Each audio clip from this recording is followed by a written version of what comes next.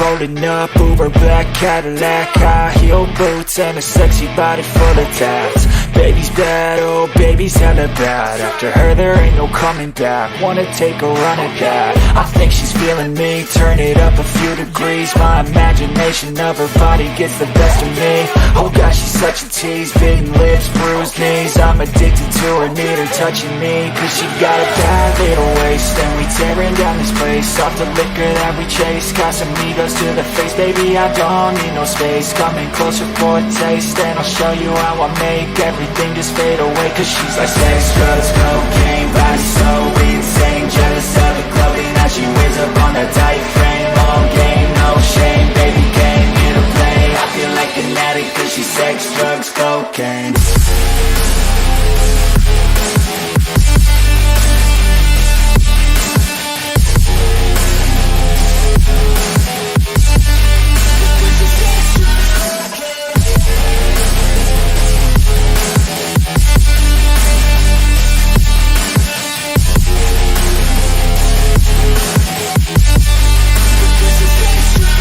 Got a fine little body and her mind's kinda naughty. They say that once you taste it, you cannot replace it. She could get you high, all the dopamine inside triggers fast once she's naked. Her body's a creation. They say the devil made her for his entertainment, but even he couldn't learn how to contain it. Her high heels make a damn good statement. There is no replacement, a body by Satan. Cause she got a bad little waist, and we tearing down this place. Off the liquor that we chase, Casamigos to the face. Baby, I don't need no space, coming closer for a taste. And I'll show you how I make everything just fade away. Cause she's like sex, drugs, cocaine, body so insane. Jealous of the clothing that she wears up on her tight frame. All game, no shame, baby came here to play. I feel like an addict cause she's sex, drugs, cocaine.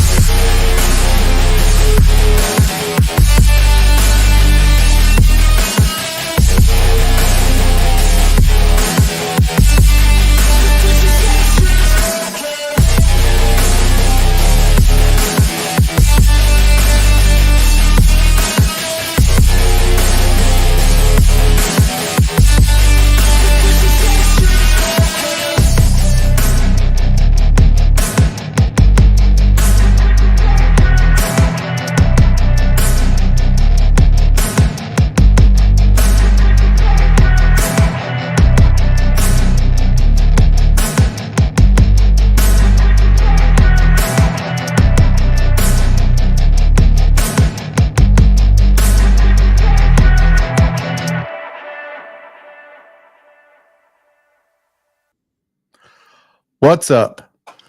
How's it going, y'all? Sunday. It's a day. We're having a day.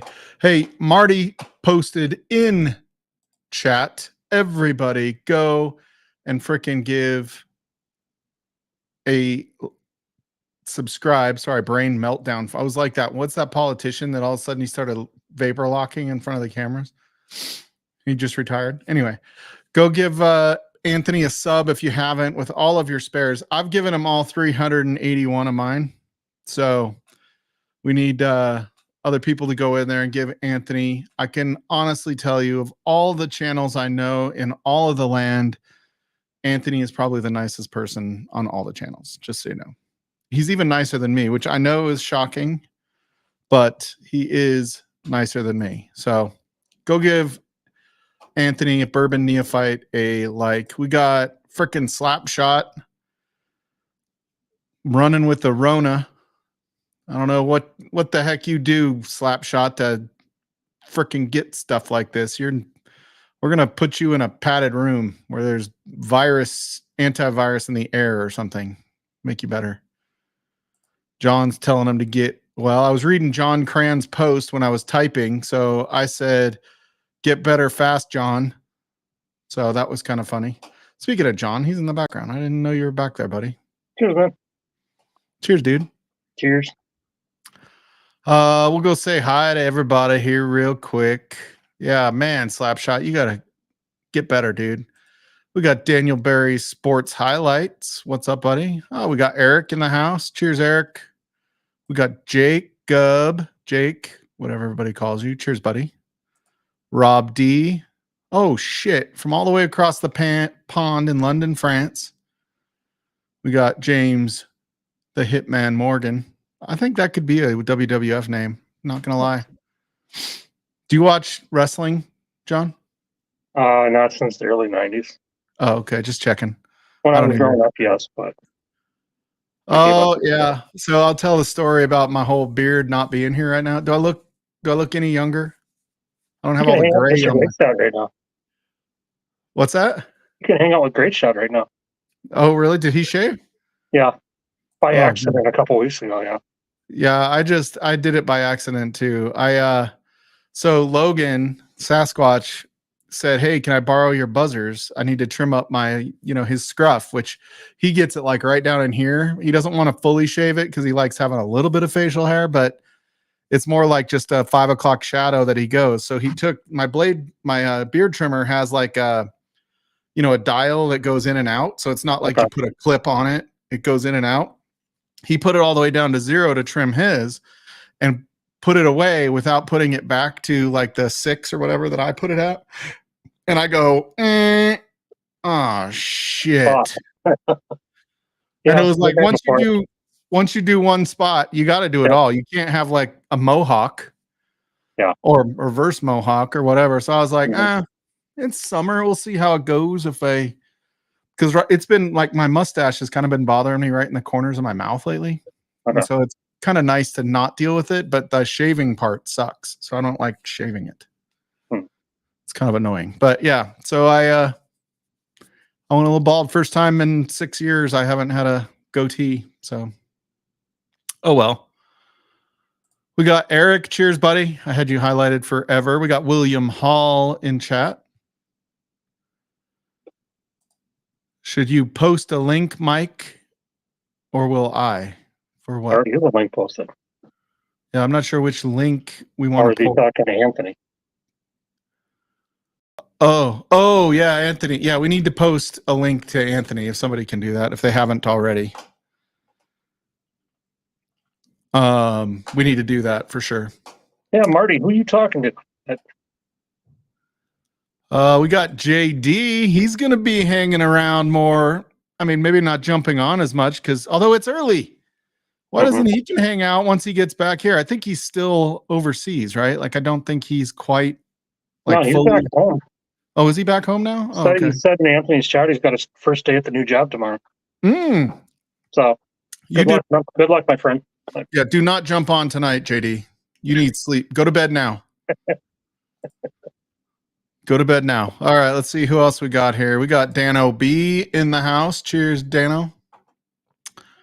We're catching up here. We got Scooter. He's at home now too, for the record.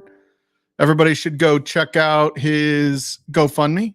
Scooter needs some medical equipment and help for his transition back home. So any help that anybody can provide is very appreciated by Scott. I heard he may be doing a couple bottle giveaways too at some point on his stream. So that would be good. But I don't know if that's for sure or not. I don't know if I was supposed to say anything. Sorry, Scott. Sorry. I don't know. Anyway, let's see. Oh, we got Old Man Joe.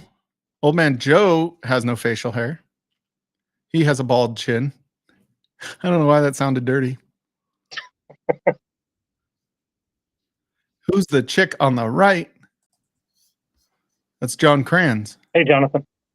What's up, boys? Baby killer, Mr. Stalzy. What's up, dude? How are you? I'm good. I feel like I'm in good company. There's two people here that don't have facial hair for a change. I know. I shaved all the way yesterday afternoon, or like at 10 when I take a shower. I was growing my hair out, and I got lazy Thursday and went in. I didn't know which hair left either now. So. Oh, geez. Well, if you put the hat back on, John Kranz, you can see my shadow already, though. Look at that. That's a day. It's not going to grow as fast as frickin' Slapshots. Good God. What's that? His is unnaturally fast growing. I got Zach in the background, but I don't know if he wants to come on. His camera's off right now, so we'll hold off on bringing him in. Oh, sorry, on the left. Yeah, it's the right is the hand you color with, Marty. Your right hand is the one you do all your coloring with. Yeah, there's Pigsley's GoFundMe. Cheers, buddy. Hope you're feeling good. I hope everything has gone well so far. Yeah, that's exciting, JD. I mean, I know that living in a hotel room is really fun. And he did it for like 25 years or some shit like that. Like that's JD, you're a machine, dude, for being able to do that. We got Whiskey Nature. I don't know if I said hi to Whiskey Nature already. Cheers, buddy. Oh, I gotta go hit the like button. Hold on 1 second. Oh yeah, hit that like button. If you do, it makes this funny little squeak. Watch. I just started it. Well, it's too late. I hit the like button just beforehand. Oh. Crickets. Yeah. Never mind. Oh God. T-Rob is at the gym finishing up. Anybody else picture T-Rob like at the gym with his phone set up on a tripod and he like gets done doing it and then he goes like this into the phone? I mean, if somebody walks in front of him, he's like, "Hey, I'm filming here." I think T-Rob could be grunting and he could be lifting or shitting. One wouldn't know. Yeah, he goes and he does a squat and then turns around at the old lady sitting in the bench press machine saying, "Quit looking at me like that." He could do his own TikToks that way. Yeah. Hey, Raja. What's up, Raja? Randall? Hey, Raj. Raja's going to be out in Colorado, not next week, I guess, but the weekend after, the weekend of the 27th. John Krantz, that wasn't a glass full of whiskey, was it? No, it wasn't. It was a glass full of beer. Okay. Are you back on beer? Yeah. Yeah, I haven't had any whiskey all weekend. We've had our first 2 days in the mid 70s. He's been back on beer since baseball season. So, cold beer today. Good old Schlitz. Really? Very cool. Yep. Okay, so he's going to do the bottle giveaway in May. Okay, cool. So I guess that's my bottle kill tonight. Will just be my bottles of beer. Yeah, you just have to long pour it in your mouth, though. You have to do beer different for the real chug loaf. Okay. I don't know if you can say the words "long pour it into my mouth." That's a little. I don't think anybody has ever said that to me, but nope. You're more of a red striper. Yeah, it's funny. It's terrible. Well, you have your light on. I'm trying to deposit a check, Mike, if you really want to know. Oh, nice. I have to send a check out tomorrow, but everybody knows what tomorrow is. Yeah. I'm trying to make it. I'm after my CPA to file an extension because with having a concussion, I did not finish my fucking taxes. So I didn't want to finish, but it's kind of one of those things. It's like it's only worse if you bury your head in the sand. You got to hit rewind on that one. There was a lot of there. Didn't mean to hit that. Kick me out. What did he hit? I don't know what he hit. Oh, weird. Nothing popped up. Surprising, Zach. It should have. I'll see a doctor about that. Yeah. I'm just saying, if nothing pops up, there's always a blue pill. I had a buddy, this was like 15, 16 years ago, a guy I worked with, and he said he went to a resort in Mexico. They went to like one of the little pharmacias in town and got Viagra. And he said after that, his wife started calling him Papa Smurf. Like he jumps in the pool. He can't limp up a little bit so he can get out of the pool without offending the children. It was pretty funny. So she started calling him Papa Smurf because he's all blue. That's pretty funny. What's up, Zach? What's up, Shane Long? How's it going, buddy? Storytime Distillery. Audrey Flores. So we do have Patreon giveaway. Forgot to say that at the beginning. So if you're a Patreon member, go and leave a comment on the post. We are doing the shirt again. And so we're going to do the same shirt as last week, that everything good takes time. Everything good worth having takes time. So No cameras in the gym. That's a good gym. I watch all these like TikToks and Facebook and YouTube videos where these like people are criticizing like No. T-Rob's saying, where he's going, he's like fighting kangaroos, like an old gym, like oh yeah, that's true. Technology Yeah. isn't allowed or exists. Oh shoot. We had Audrey Flores. Cheers. Yes, we're glad you're here, Audrey. Hope you're having a great Sunday night. I have started off tonight with a little Remus 6. Looks like 4, but it's 6. Oh no, it looks like 6. We're good. So that's what I have in my wisdom glass. T-Rob has a LiveWire wisdom glass. Should I make more of those wisdom glasses? I have one left that is Shane Long's because of all the bottles that he's donated over the years to LiveWire. I owe him a wisdom glass. Let's see. I'm just making sure we're caught up here. Make sure I said, if I didn't say hi to you, say something else. We got William Hall. I think I already said hi to William Hall. Oh, Eric is going to do something. Not sure what they're working on together. Oh, Life from the Patio. Cheers, Life from the Patio.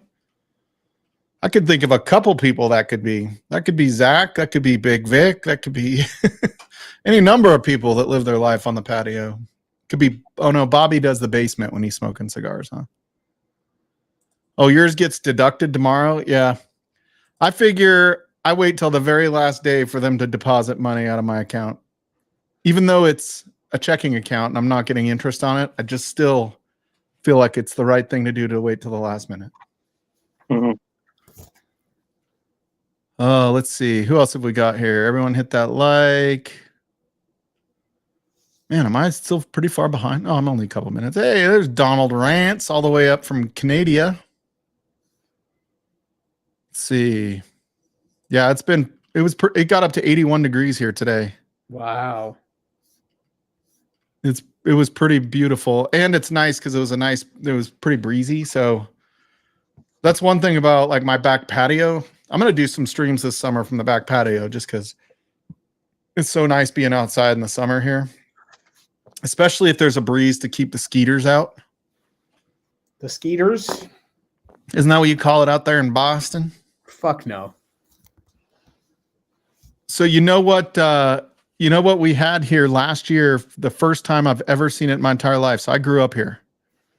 The first time I have ever seen them here is we had lightning bugs. Oh, wow. Oh. It was like over a 2-day period. That was it. And then they were gone. That's crazy. Yeah. Let's see. Zach left. I think I'm caught up. I got I'm having one pour here tonight. So what should I drink? You're only having one pour, sissy? Hey, man. I wasn't going to drink at all today, but I'm being guilted into it by you. So. Oh, well, hey. Hey, have a Diet Coke, man. You don't, the pub, you drink what you feel like. You don't have to be forced to drink anything. What I need to know like a week in advance is like a sample night, and I need to be able to take like the next day off because there's a lot of samples waiting for me. Cheers, Zach. Howdy, guys. Cheers. Oh, you're outside. Oh, yeah. Once you twist it, then it's the real deal. Holyfield. Yeah. Hey, there's Tommy D. What's up, Tommy D? Cheers, Tommy. Cheers. Oh, wow. That's pretty funny. So 1 year ago today, Slapshot was out here visiting. That's pretty fun. That's the night he had to lock the door before he went to bed. That was when he popped his cherry. Yeah, I do like, so it's kind of funny. Like, I really like the memories now that Apple and Google Photos do, where they put it together and stuff. And now, like, I just moved back to an Android for a little while until the 16 iPhone comes out. But before I was doing that, I was playing with like the facial recognition stuff on Apple. and it like had them for all my kids. And so it put together a slide of all my kids where it recognized their face, and I could do each one, and I sent it to each one. That was pretty fun. All right, we're pouring something. What is it? Buffalo Trace? How many times do I have to say fuck no on one stream? No, this is a bottle that Darrell Stewart helped pick with a local store. Oh yeah, the copper and cask, yeah. The Flight 787. So dude, I dig some 8-year MGP finished in I dig the 8-year cask strength MGP for sure. I am gonna have this is Cheech's jam right here. I was gonna look and see how many of these you're supposed to put in a bottle of water. It's God. The key nutrients. Okay. It doesn't say how many ounces per like tube. I'm disappointed that like I put this in my golf bag and drank half of it in one day.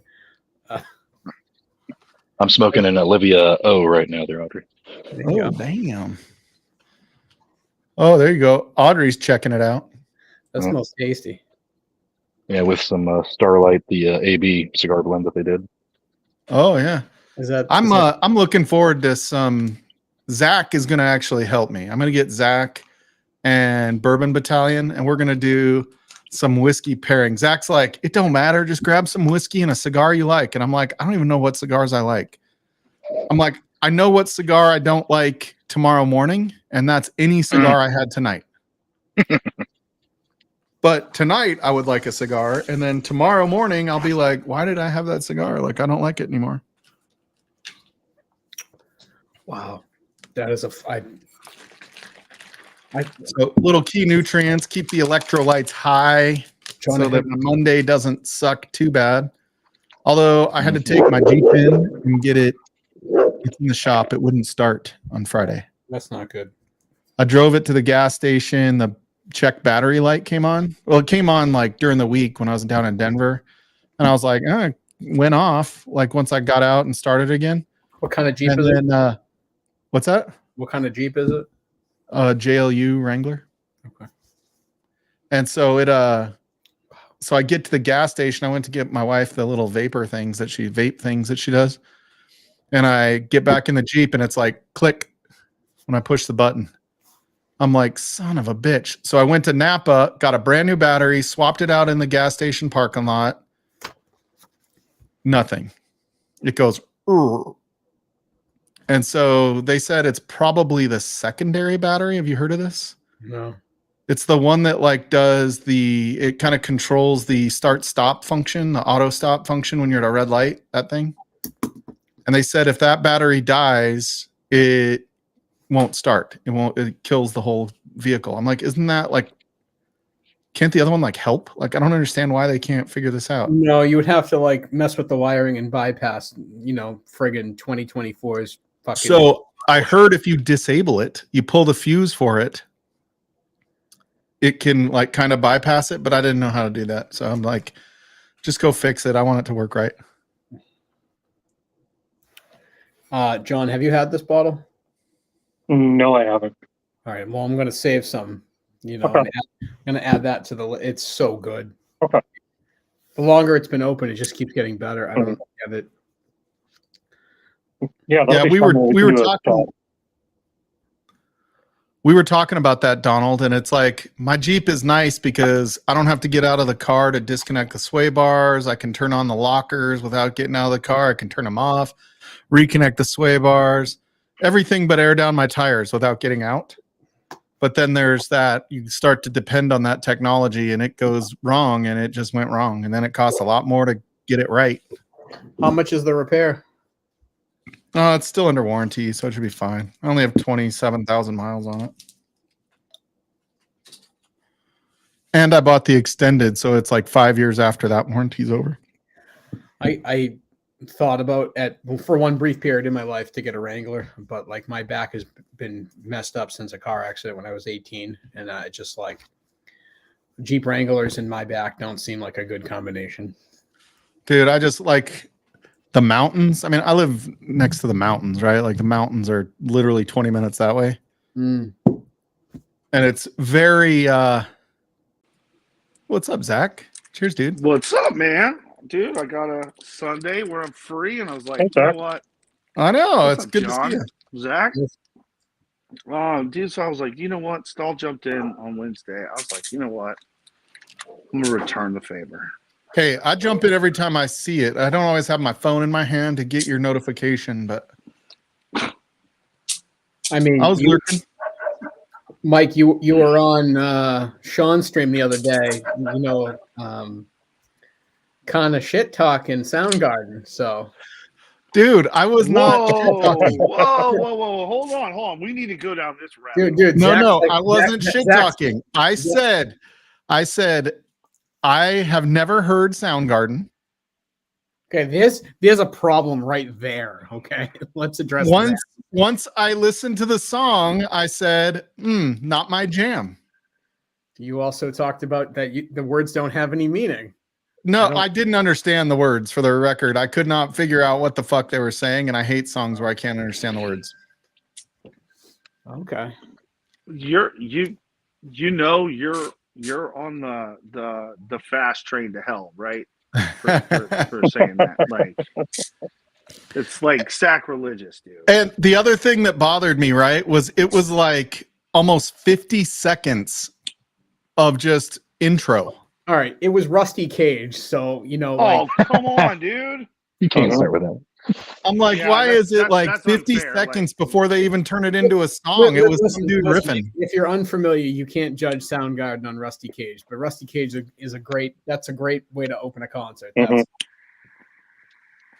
Yeah, I did not like dislike all of it, but it was like I don't like noise for the sake of noise. Like I like after the noise goes away, you have a guy who's got a voice where he can like sing and somehow swallow glass at the same time. Yeah, I mean there was a little bit of shit talking going on because I know how much Sean loves that, and it's kind of fun to tease him a little bit. But it was thanks, Marty. We know you get the notification. Yeah, I get the notification. I just don't always have my phone in my hand, Zach. That's the thing. It's cool, man. We're just, it's all right. And for the record, the last few weeks I have, because I saw Bobby wasn't going live. So I did see some notifications there. Yeah, sometimes when it's just me, but whatever. So what's sometimes going on, I lurk. I just get in there and I double tap your face. So what's what's new? Man, other than my beard getting whacked. I mean, dude, you like my ass looks better than that. Jeez. I've heard it both ways. But you do have quite an ass. So I just couldn't resist, man. I couldn't type it, and I was like, dude, I gotta go in. I just gotta go in and say that one. Like that just I need all the. Yeah, we'll see. The wife wants the beard back, but she's like, you look so much younger. So for those of you that don't know, I've told this story before, but when I met my wife, I lied to her for 2 years about how old I was. So she's 8 years old. For the record, she's 8 years older than I am, and almost 9 years. And when I met her, she's like, I'm never dating a younger guy again. This was before she found out how old I was or anything like that. I was just trying to get a little action for the record. Not my proudest moment. I'm not lying here. Fell hard for her. And then like the longer I waited to tell her, the harder it was to tell her. Right. So then it's like, okay, we, live together. We, and it was only 5 years. It wasn't like this, but it was just this matzo ball sitting out there that I'd not told her the truth. And I forgot. Yeah, she threw me a 30th birthday on my 25th birthday. Like, yeah, not my finest. I do not agree with my methods, but I can't argue with the results. So, what were the ages when you first met? So I was 24 and she was 32. 30. Okay, it was when I met my ex-wife. I was 23. He was 31. Mike, yeah, do you make it a habit of allowing people to figure out your wife's age on stream? Yeah, I mean, if you want to, like, she never comes on stream. She'll tell you in person. She just wouldn't want me saying the age. I would hope she doesn't come on stream. Yeah. Oh, wow. Dang, man. Yeah, you need to jump on so we can have a toast with you, Marty. You can jump right back off. I know it never works like that. That's why I say that stuff. Oh, there's Man. Adam Shelton. Cheers, buddy. What's Cheers, up, Adam. Adam? Adam, did you survive the weekend? All right, I'm going to pop a Tennessee taster. I was hoping that Whiskey Food Dude would be in, but I know it's late there. So Paul got me this. And he gave it to me when I was in Nashville. He made me like a little goodie basket while I was in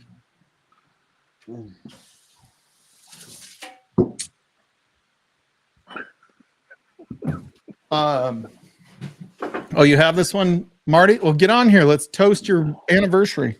Which one is that? This is There's like a gajillion of them. So like, yeah, this you know me, is, and I don't follow bourbon, like, cause straight Tennessee whiskey finished in Scotch. Oloroso sherry casks. Uh, So you don't follow bourbon at all, or American whiskey? I don't. I mean, American single malts, maybe. But, I dig scotches too. I ain't judging. I'm just saying. I know. But you know my profile. Yeah. I always come on the bourbon channels drinking freaking scotch. So, Yeah, Zach, you're talking American single malts. This is one of the best things I've ever had. What's the proof on it? This is, what is it? 62? No, this one's 59.5. It's the So that was, 2022 release. 2022, yeah. Yeah, I've got the 2020 as well. They're so good. I liked the 21 because to me it was like scotch. Yeah. No, or maybe that was 20. Maybe it was the 20. Yeah, I've got the 2020 and the 2022. Yeah. The 2020 for me was like cherry wood barbecue smoke. Okay. That was the one that was like, okay, it's still Balcones, but it's peated. Yeah. Then 2021, it's like, oh my god, this is like peated scotch. Mhm. 59, they figured out how to highlight Balcones' profile within that kind of scotchy profile. Mhm. So Yeah, I think they're both just wonderful. I think they're fantastic. Listen, I'm super excited to I want to try the new one, the new Mirador. Oh, I saw them talk about that on Whiskey Friends the other night with 2 different yeast strains. Yeah. Because the regular Mirador is great. I mean, regular Mirador is great, so I'm interested to see what the introduction of the 2 yeast strains does to that overall profile. I was there like a month ago, and they were doing a SMWS tasting, and Gabe was like finishing up. So right before he finished up, he thieved out like a bottle out of one of the barrels that was getting really, really close. And he came down with what I think is probably one of the most interesting Balcones I've ever drank. And it was basically Mirador finished in a Grenache cask.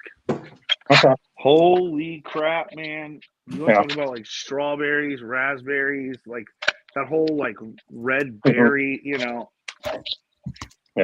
I can't wait. I'm getting a sample sent to me of the 15th anniversary. Can't wait to try that one. What was 15th anniversary? Was that the peated Sauternes? I don't know. It's got the C name to it. I'm trying to remember what it's called.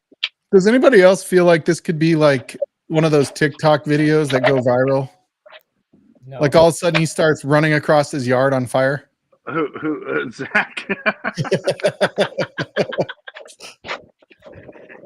No. No, not Zach. We're contained. We're just smoking.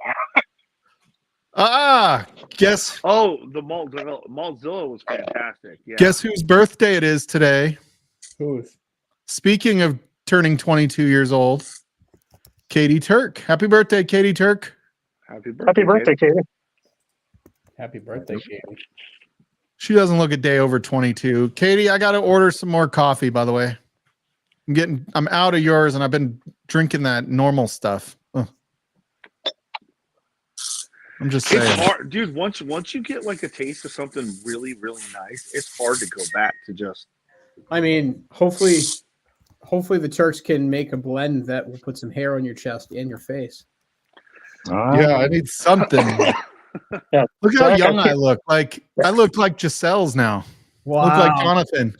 I'm like, man, I'm only in my 30s. I have no idea what you're talking about. Yeah, Zach, I don't know how to pronounce it, but it looks like Catalea. Oh, the Cataleja. Yeah, yeah. Oh, that one's wonderful. Okay, yeah, I can't wait to try that one. Yeah. I mean, if you've got a Benny's near you, Benny's has got it. Okay, well, that's for me to Green Bay to Chicago, so that's like 4 hours. Well, they'll ship it. I think they'll Okay. ship it. I think.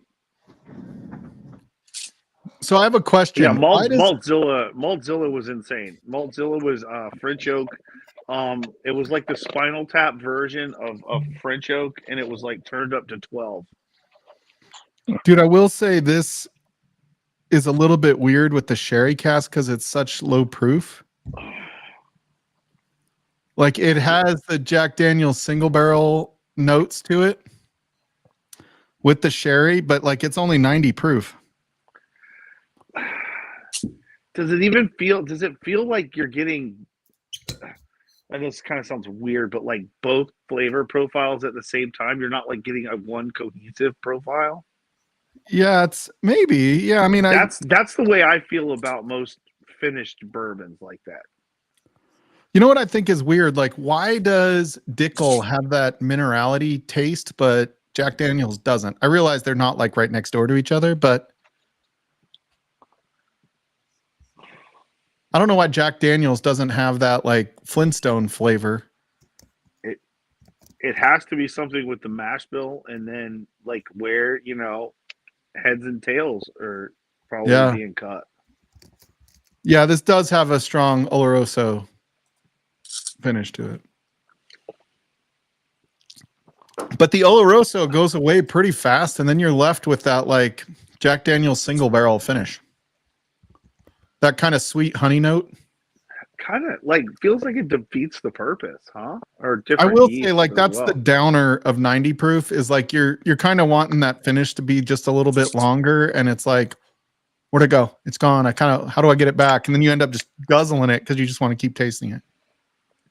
Well, I speaking of like odd finishes, I picked up a bottle of Race this last week, and I was like, oh, this is cool. It's like an X4 Roses barrel, and it's the secondary maturation was in whatever they use the scientific name, but it's that Andean oak, that one that comes from like Panama and like Colombia. I shit you not, it tasted like that whiskey had been it had gone into a rosé barrel. Oh, really? Huh. I mean, I guess if you like rosé, that's cool, but not when you're expecting whiskey, That's kind of the problem I have with a lot of the wine finished.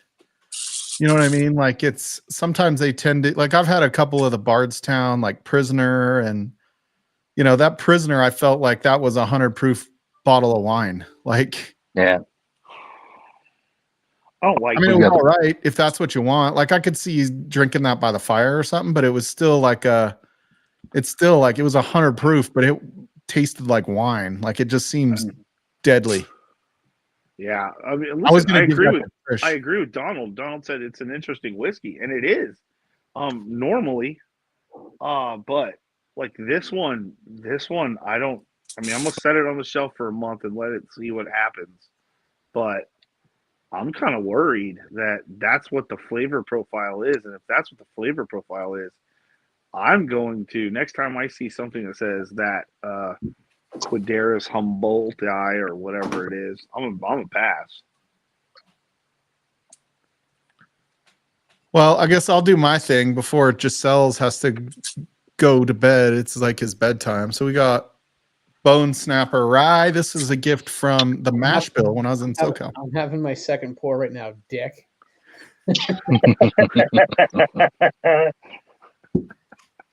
So, all right, here I'll do. Audrey, I agree. Wow, that is a solid bottle kill right there. All right, so You're Mike's giving T-Rob something to live up to later. gonna get loose. There you go. That didn't help. Better be careful, dude. If T-Rob's still at the gym, you may give him a chubby. Woo! Yeah, that was. Woo. That was more than you expected, guys. Yeah, that was a lot. 110 proof too. That might not have been the greatest of ideas. Oh, you'll be all right. We'll chase it with some herbal essence, whatever this stuff is. There you go. You call it herbal essence, like the shampoo? The shampoo. So you know what's funny is I drink this and I feel like I taste that mineral taste that you get in Dickel. Has like a Flintstone vitamin. No, Watch that be all the powder is just crushed up Flintstone vitamins. They've had sugar too. That's how they give you the electrolytes. Mm-hmm. Oh, look at you, Marty, cracking all this shit. Oh yeah, not me, dude. I'll tell you, there have been some bottle kills on LiveWire that I'm pretty sure should not have happened, to say the least.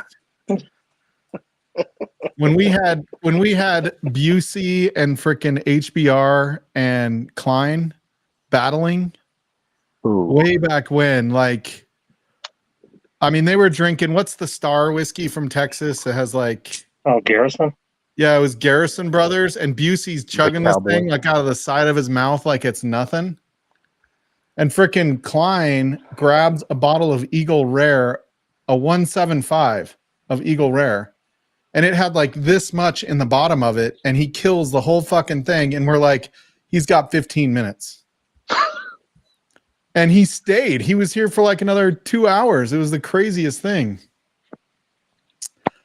Yeah, Marty, I gotta get back in it. I just I've been kind of, work's been a little bit crazy, and just with Frankie and this, you know, being a grandpa.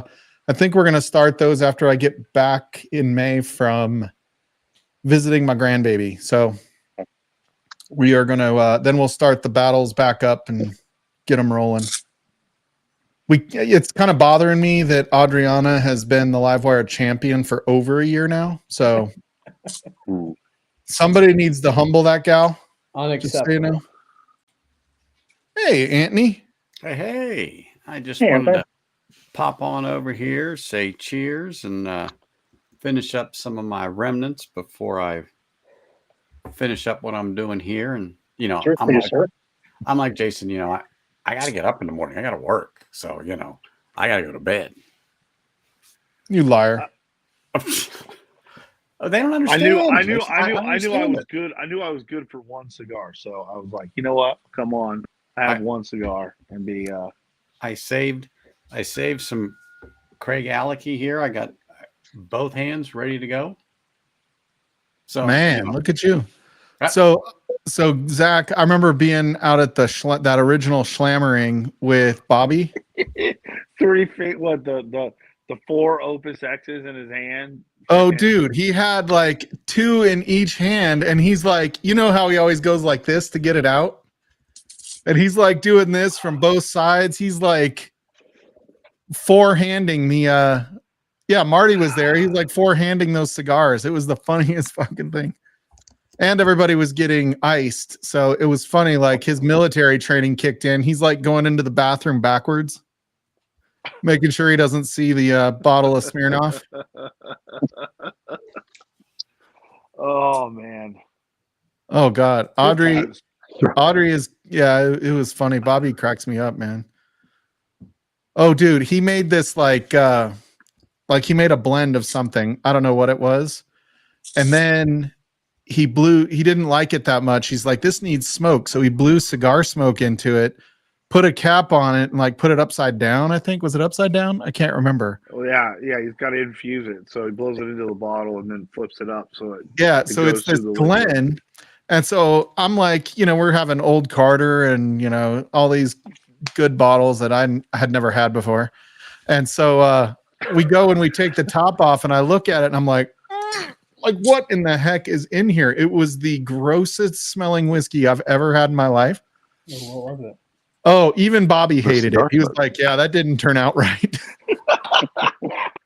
Listen, like used cigar smoke ain't the best thing, you know. When he was doing all of his like smoking experiments, like with using the little whatever the little smoker thing and like infusing the bottles that way, shit came out good. But yeah, I don't foresee that being a great way to infuse smoke. Yeah, I just don't see it. Yeah, and then that was when the Marty photo came out that Bourbon used to use all the time. I think he still uses it. I think he still uses it. Dude, that was the funniest thing. Like Marty goes, Still "Take my buying that picture in club. front of this whiskey," and I was like, "Okay." And he hands me his phone. He walks up to the whiskey and pulls his shirt off. And I was like, "Marty, what the heck are you doing?" I guess he felt real romantic at the time, looking at all that old Carter that was sitting on the shelf. Oh, well. Sometimes it's better just not to ask, Mike. Yeah, as you found out. Everybody's got their thing. I feel like the only regret was that Bourbon had a copy. There you go. That's listen, if he gets something incriminating on you, you're done for, man.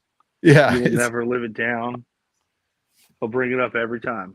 And so he uses that like away picture, like mine's LiveWire, I think, or whatever, but he uses that one with the big black guy with his shirt off.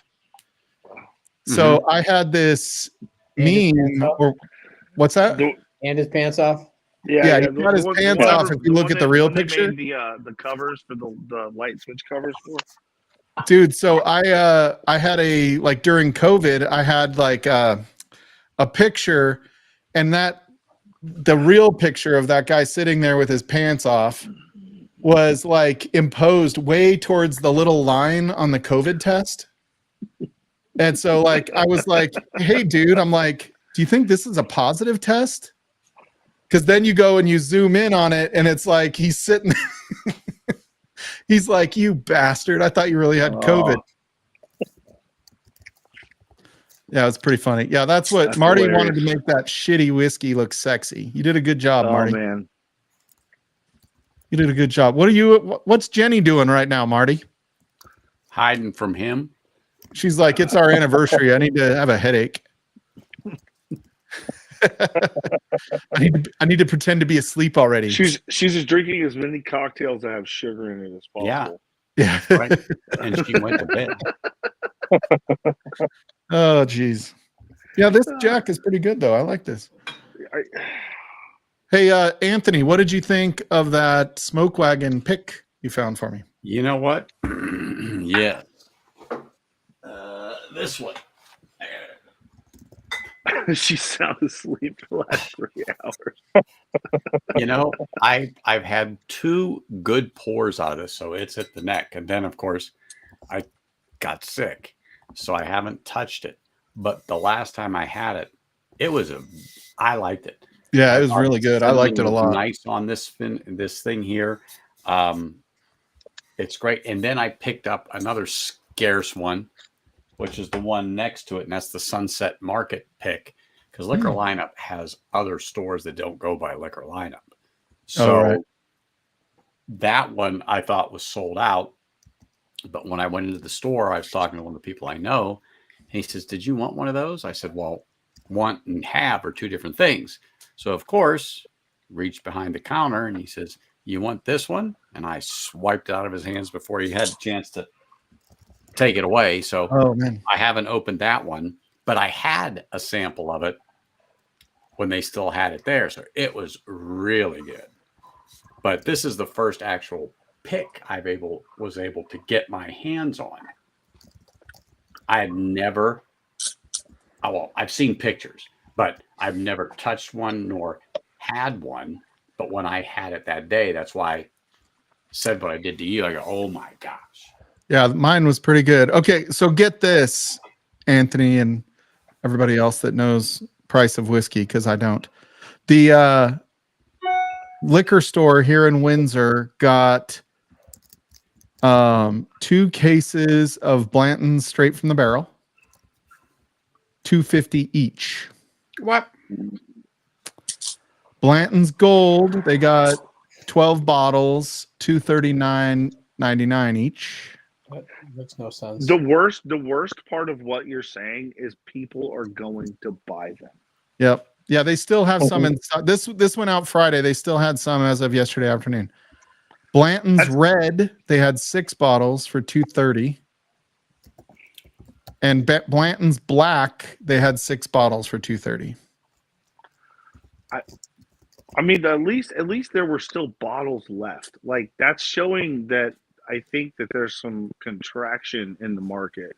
People are not buying what they were, and I'm glad to see it. Mike, have you had Blanton straight from the barrel? No, I haven't had anything but normal Blantons. I've had maybe I've had a sample. I can't remember. I've had two pours of it. I recently acquired a bottle, and it was like a tick under the 2 mark. And I have to tell you that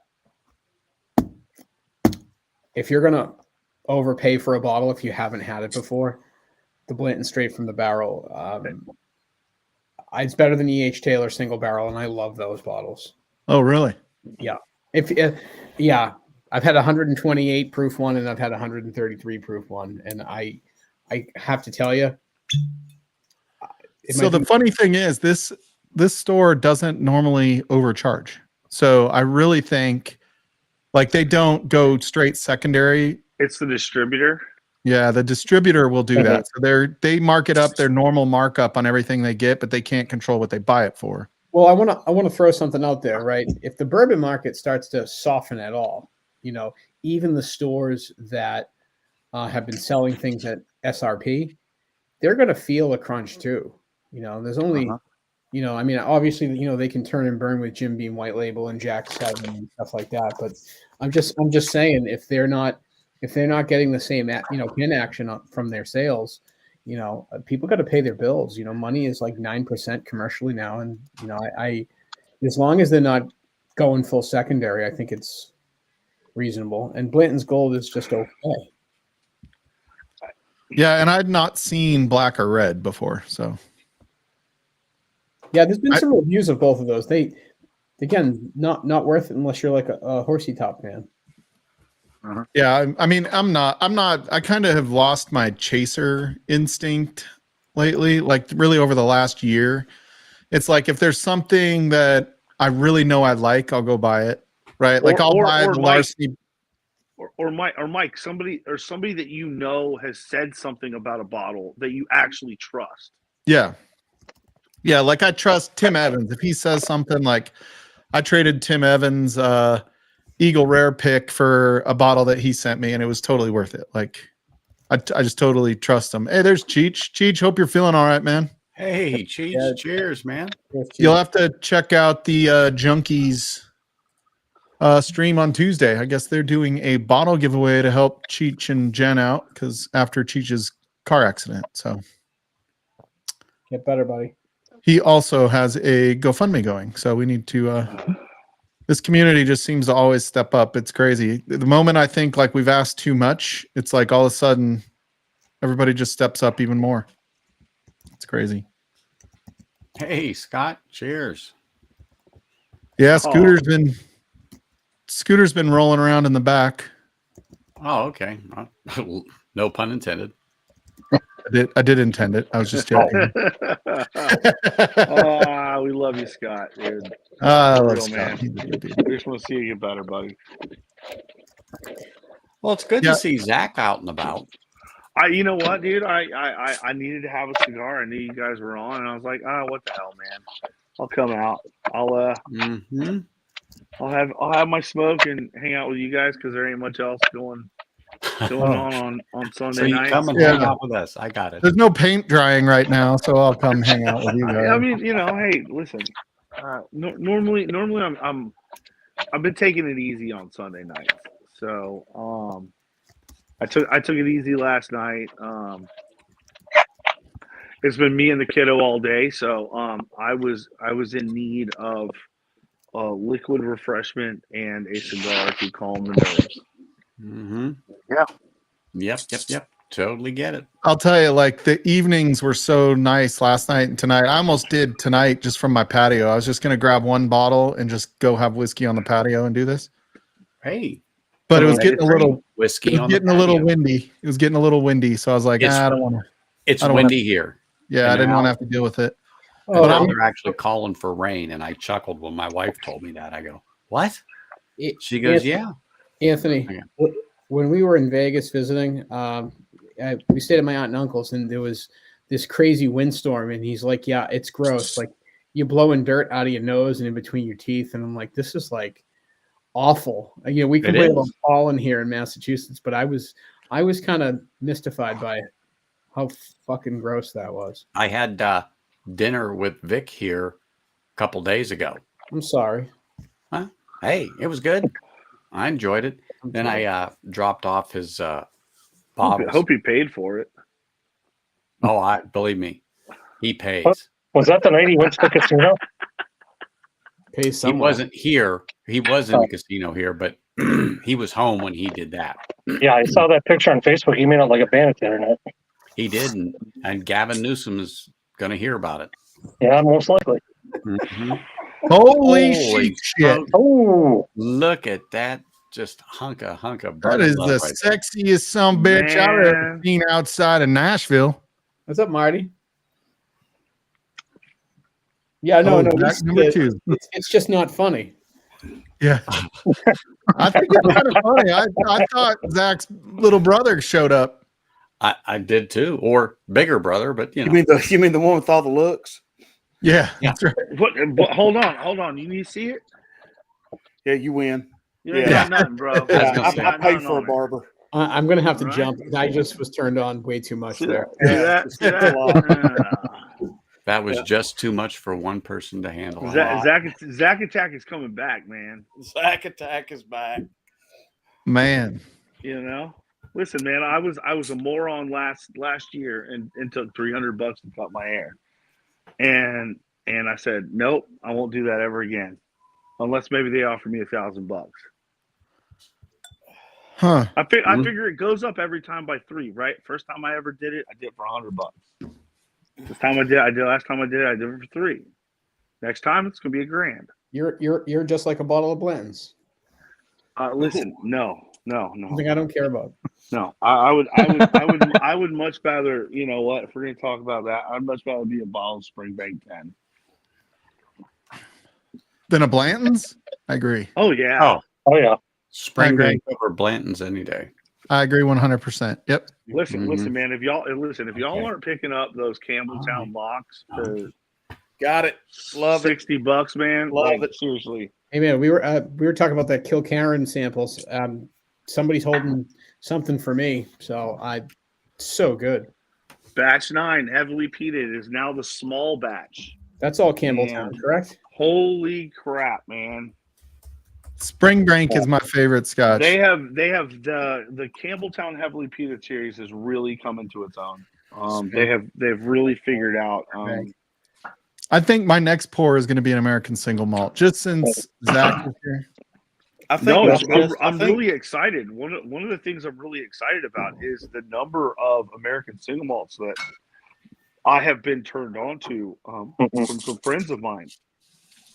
And I've got some coming. I had some from a company out in Washington called Copperworks. I've got it right here, dude. It's killer. I gave a sample away tonight, actually. Man, I'll tell you what, it was an SMWS version, but it was so good. I just was like, you're not going to be able to name a bottle that Marty isn't going to hold up within 1 second. Hey Marty, did you get the Lost Lantern version? No, I hadn't seen it yet. You gotta go to Lost Lantern. Okay. Has anybody else had the new riff yet? Yep. It's got that same milk chocolate profile that Westland does. Mm-hmm. Oh, it's amazing. You know what?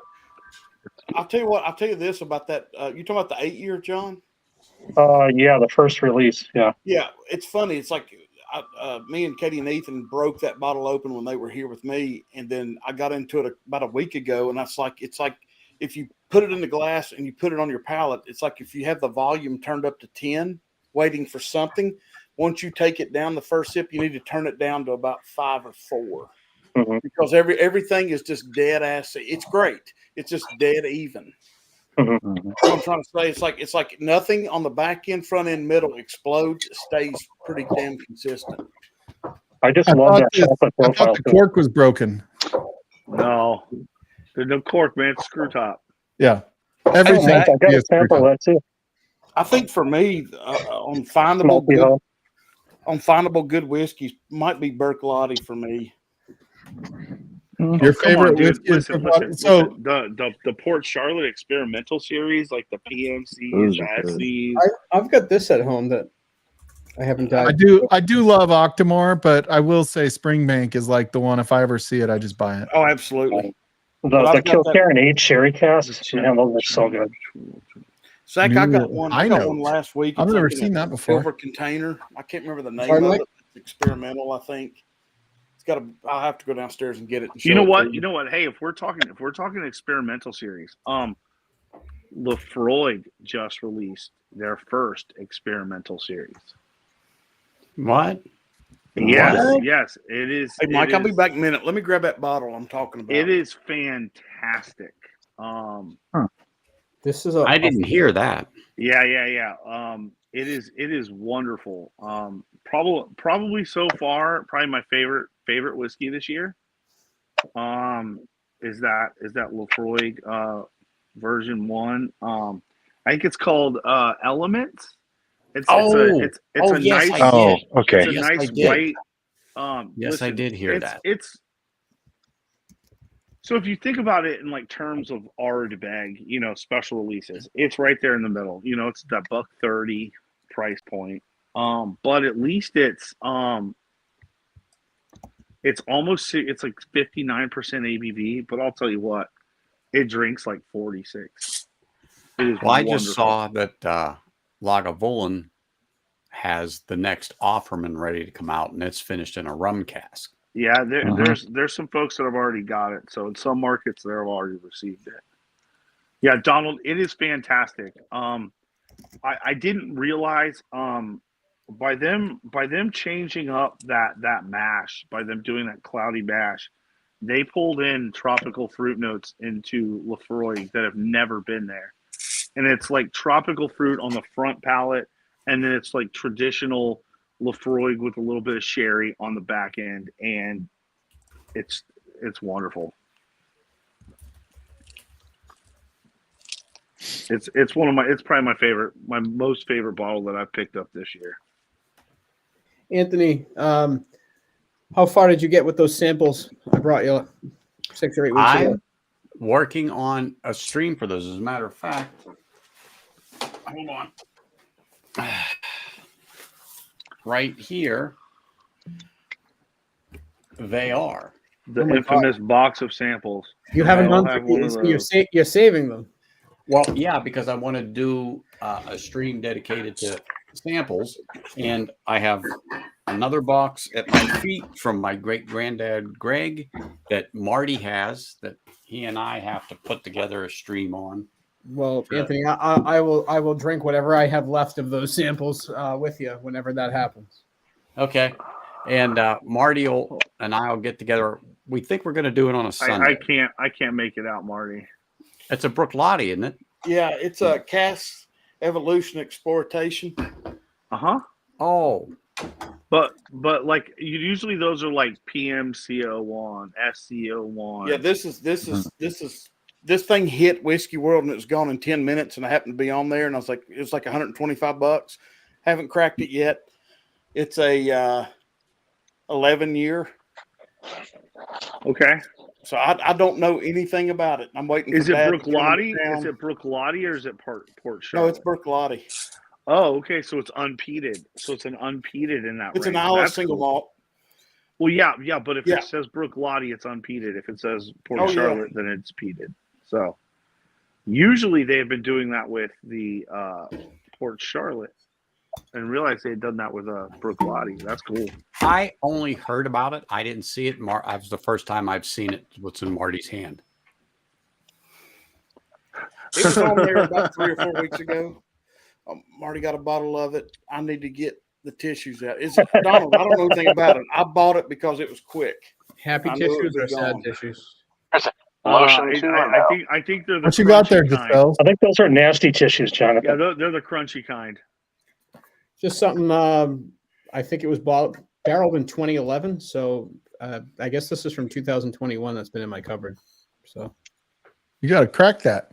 oh no, it's cracked. There's not much left. Yeah, thinking body kill. Yeah. No, you ain't bought no, it. I'm not going to do what Scalzi did. I'm gonna do it tomorrow. No, he'll be sleeping good if he cracks that thing. That's for Dude, sure. so I remember we did the drunken review of this thing, and Shits and Vic and everybody jumped on to do the drunken review. And I swear the whole time they're talking about freaking Jolly Ranchers and like raspberry. What do you got there, John? Now that's all I can freaking taste when I do this fucking thing is raspberry. The sample for Mr. Gunderson, it's a Madeira cask Penderyn. That looks like his writing. That's to me. That's the best one, honestly. I love it because I my first Penderyn was the Celt, and I still get that same malt profile through this. Dude, I do None like American single malt. none of them seem to have the complexity of the Madeira, though. Mhm. Madeira for me was hands just above the rest of them. Oh yeah, Dude, I totally dig I mean, Jelly it's a Belly. beautiful nose on it. Cheers, Roscoe P. Cotrain. I missed your earlier White talk. jelly bellies. Mhm. Well, I'm gonna pop off. I've got a few things to clean up here after dinner. And Oh, don't drink pop off. That's bad vodka, man. I have to. What can I say? I got to get some things done and get ready for that W thing. I don't want to Hey. swear on this channel because I Hey, know Yeah, how my if you kids talk about work on LiveWire, so help me. Don't say the Bad W. words. Anthony, Hey, it's I'm great. gonna call you this week, Anthony, so we can catch up. I have an idea for you to bounce Okay. off you. I'll be here. I'm not going anywhere. Hey, Anthony, my sample B from Greg got broke. What? Yeah. Stop biting the tops off. No, damn. I'm telling you, Jenny brought the box in and it was soaking wet. She goes, "Oh, this is a problem." I went, "Shit." But it was Well, that's just all right. one. Yeah, Just I told him you can drink B and I'll just sit back and listen. Well, why don't he just drop off another sample to you? Well, he said he would, but I was like, I don't spend $7 in shipping that. Don't Well, I got you. you know what I mean? Or Yes, sir, I do. But Well, me and you can still make a night of it. oh, we'll make a night out of it. All right, guys. I'll catch you all later. Later, See ya, Anthony. Anthony. See ya. It was good to see you, buddy. Yeah. See ya. Hey, Giselle's. Yes, sir. Oh, what are you pouring now? What's up, babyface? Where the hell did it go here? I'm pouring number 3 now. Damn. No, it's a baby pour. Oh, Just okay. a little something. Counts. something. Counts. I'm hanging on by a thread here. So Everything? No. 3 minutes past my bedtime. You guys familiar with this? Oh, let's do the let me go double check real I just quick. put while the you guys are review talking. out, Giselles. You just put the review out? Yeah, Friday. I'll Have to you try never it. heard of Whiskey Nose? I have. Yeah. I have. It's grainy. It's grainy, but the further I got down into it, the more I kind of liked it. Same. It's also very spearminty. Yeah, very much. Yeah. And I get a little lemon too, which is unusual. Yeah, it's zesty. I think I said like an orange zest or something in it, something like that. Yeah, I mean it's crushable. For me, I put it down for a while, but I put a solid dent in the bottle. Do you remember what you paid for it? I paid like 79 plus tax. I won't do that again. I paid 67. It was Yeah, on you did sale better. You at did a good. liquor store. Yeah. Yep. I have a friend who paid 82 for it, and I was like, nope. So Damn, I got a shot tonight. Yeah, we have 9 entries tonight. Thank you to all the patrons that do this. This is for t-shirt off the website. take T-Rob's name off there. He's still at the fucking gym. Yeah, dude, I'm not taking it off. You deal with him if I take it off. All right, we're going to shuffle these up about 10 times and then hit spin.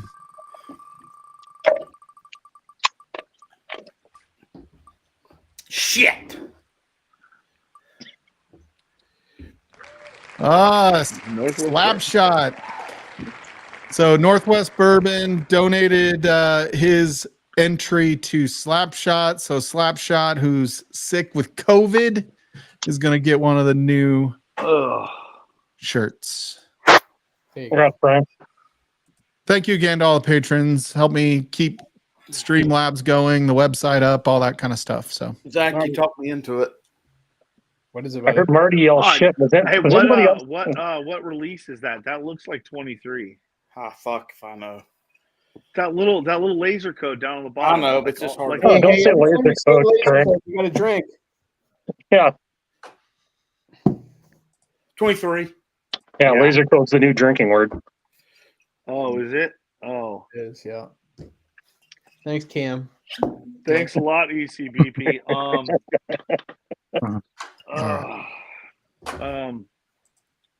No, that's a good one, man. Like, dude, $52. Yeah, dude, they got ours like on sale for $54 all the time. Yeah, this is from Whiskey World. I've never that won't be here.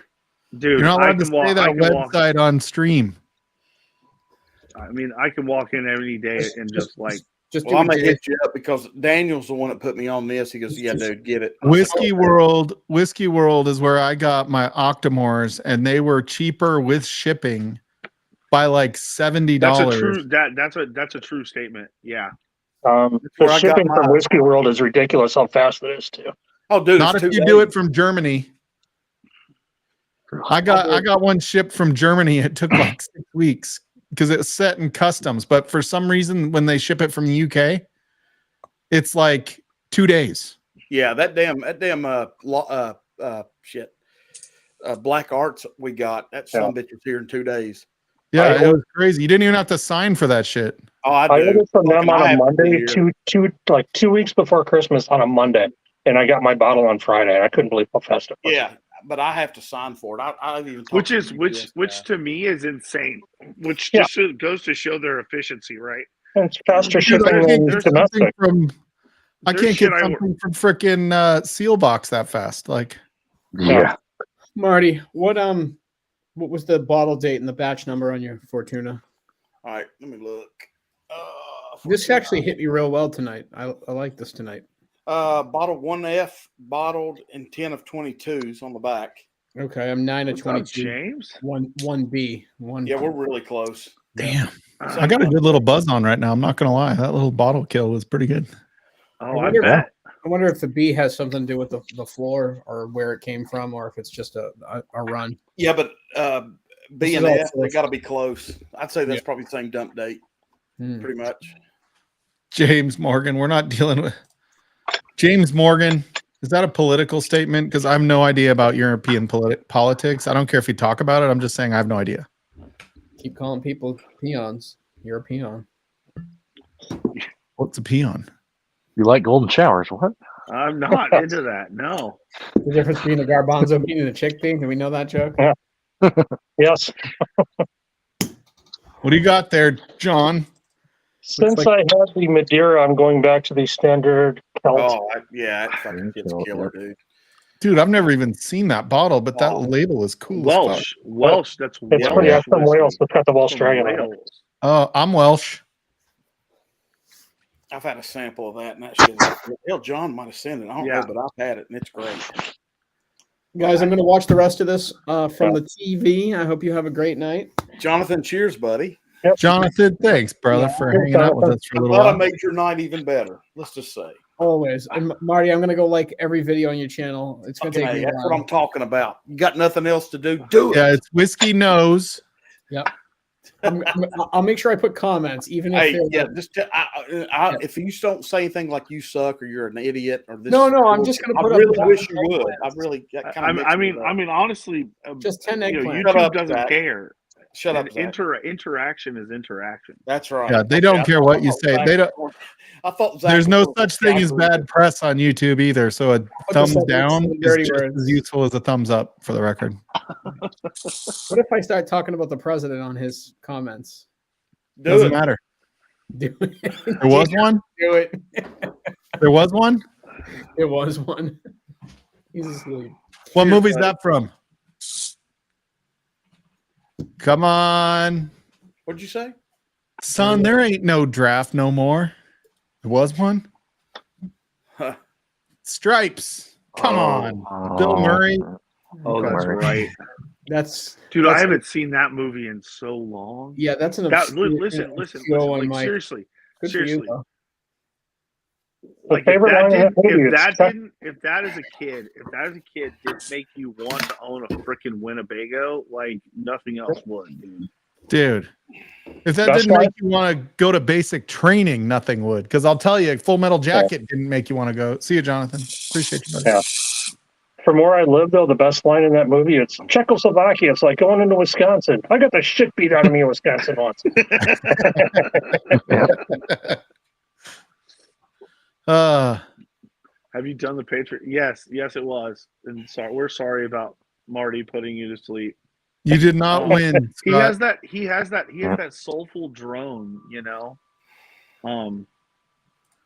Dude, so Marty, I gotta say, I'm pretty proud of Marty lately. That guy has been I heard he's turned into an incredible lover, but he has nobody to do it with, so it makes it hard. Yeah. Just kidding, Jenny. I thought that was Blue Chew. Yeah. No, but Marty has been putting out like different advert produced content. So for those of you that don't have a channel, the lives are easy. It's the produced content that you have to organize, script, edit.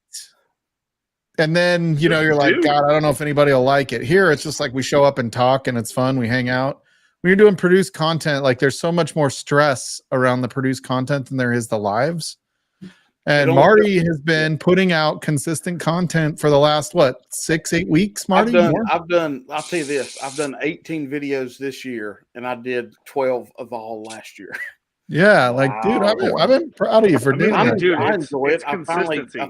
I know it's still amateur hour on Whiskey Nose when you watch the videos, but I do enjoy being able to zoom and add the little drop-ins. I enjoy that. So that's fine. That's what it's about for me, is fun and everybody that's part of it. So I don't. And that's the thing is, like, sometimes, like, even just doing live, sometimes you're like, oh, I gotta figure out, we gotta do, for us, it's like we gotta do battles. It becomes a little laborious. You talk about lives. It's funny because the first hour you can fly by. The second hour, when you're by yourself, it's like, how do I keep doing lives by yourself is way harder too, for the record. Like, I talked to Michelle about that. Like, just doing lives when you're the one, talking, you're the one coming up with what to say next. You interact with chat, but chat can go minutes without saying something, right? Yeah, Even with 35 people, 40 people in chat, like they can go 45 minutes since Jake said what he did. So, I mean, I get it. Yeah. Well, I mean, the thing is, though, is if you have consistent people that are showing up to watch those lives, it helps, right? Because they're providing you, that. Yeah, you do have to learn kind of a cadence and how to fill the gaps. Yeah. But, when you have interaction on a weekly basis that you can count on, it makes them a lot easier. My problem with doing like produced content is I talk too much. Like I'll do like a stupid larceny, like I'm about to do a larceny barrel proof for the A124 that I finally got. And I'm like, dude, I wanted this to be 5 minutes and I've got 23 minutes of me talking about dumb shit. Yeah. And you can't. I never like what I'm gonna say. I like what I'm gonna say better when it's unscripted and I have an audience. And then, like, when I was doing the drunken reviews, Cheech was like, "Great job. It needs to be about 6 minutes shorter." I'm like, "It was only 7 minutes long." No, I'm just kidding. Well, for me, the best thing for 7 minute abs. I only need 6 minute abs. Yeah, I tried. The best thing for me to make that kind of narrow it down is like drink some of the bottle before you ever do the video, because you're already into it. And then as you drink it the second time before the video, write down what you're getting. That way, because you can set the notes here, and then when you go back to it, it's like, oh yeah, I get the butterscotch. Yeah, it's butterscotch honey, whatever, and you can kind of bring yourself back to it. Dude, every one of my produced content videos are going to be, I'm getting caramel, I'm getting honey, and barrel. There's some oak. Yeah, that's good. Yep, I know. That's going to be mine. Like I'm not great at like identifying. I'm just happy to see that Marty has embraced the dark side. You Oh, know, dude, Marty's done he- scotch the whole time, for the record. he has come over and he is just like 2 feet jumped in, man. Oh shit, dude! I take my pants and shirt off when I jump in that pool. I'm telling you, it's ridiculous. I bought the Port Charlotte 18 2 weeks ago, and that, oh God! Cheers, chicks. Cheers, Jigs. What's up, buddy? Jigs? God bless, man. Hey, I'll tell you what, I sent the whiskey friend, and Mike and everybody else knows Alan, the whiskey friend. Yeah, I sent him a bottle of Knob Creek 12 last week. oh, he'll be appreciative. Yeah, I think that'll be interesting when he does it. I mean, Chill. the thing Cheers, is, Rocco. he likes that stuff. The thing is it's His viewers don't want him to do it. For I one know, thing, it's funny. It's funny. Screw him. that's what I told him. I said, "He'll come over here and me and you'll fucking do it." Jake gets me. Jake gets my form of my any review I ever do is like, is it worth it? Jacob, a week from Tuesday, I'm gonna do your blind, so we need to get together. Like I feel like when I watch a whiskey review, especially when I was just starting, right? I feel like a lot of us don't watch whiskey reviews to say, oh, should I get Larceny B524, right? Like most of us will just get it. I think like a lot of these things are, is it worth it? Is it good? You know, like when I was watching new whiskey, it wasn't like, it would be like, that's $100 bottle. Like, is it worth $100 when you're first getting into whiskey, right? But hold on, I'm gonna tell you something that that Roy told me, and he goes, Zach, I love the fact that you still are a patron of mine. He goes, but you don't need me anymore. Yeah. And I actually kind of felt Graduated. hurt. I felt hurt at the time. I didn't. It took a minute for me to hear what he was telling me, and what he was telling me, he said, Zach, it was like Zach, I appreciate your palate, and you can talk about things, and you know what, you can stand up there, and if somebody says that they don't like it, you're fine with it, because you know what, it's your palate. And he's like, that's when you've graduated. And holy shit. I mean, yeah, dude, having the one of the OG guys, you know, as far as I'm concerned, like as far as it goes, like reviews and stuff, like that was one of the guys that I just gravitated towards, because the sheer distillery knowledge, you know, that sort of thing, and the way that he views, you know, the way that he views new releases, and in the pantheon of all whiskey releases, you know, yeah, we're all gonna end up with some stuff out there that nobody else is gonna get to drink. You're actually not that special, honestly. You were just lucky. But I thought you were talking to me directly. I was like, something my But mom Roy said. introduced me to distilleries I had never heard of. Listen, I remember walking up to Roy at the Bastards Ball and being so nervous to talk to him. And now I get to call him my friend. Like, you know, it's weird how this, you know, circle kind of came about, but whiskey reviews are different. I view whiskey reviews in a different light now. Me too. I'm appreciative that people are still doing them, because honestly, it's hard work, and there's still people out there that are still getting into the hobby, and they need it. I like good reviews. I like reviews of. I like watching somebody that doesn't drink the same thing, you know, week in, week out. And Like Marty's fun. Marty's fun because you never know what he's gonna freaking do. That's Dude, exactly right. because he's got more sayings than freaking. Yeah, it cracks me up. I always try to think of a saying every time I see him, just to like bring him into it, and I always fuck it up. The only one I ever have is, I'm happier than a long-tailed cat in a room full of rocking chairs. Mm-hmm. That they're unhappy, for the record. I'm That's never happy I good got to for a sit on my long-tailed hands cat. so I don't wave at everybody. Yeah. I just miss But being I so think- excited to watch the early recycled reviews. Yeah.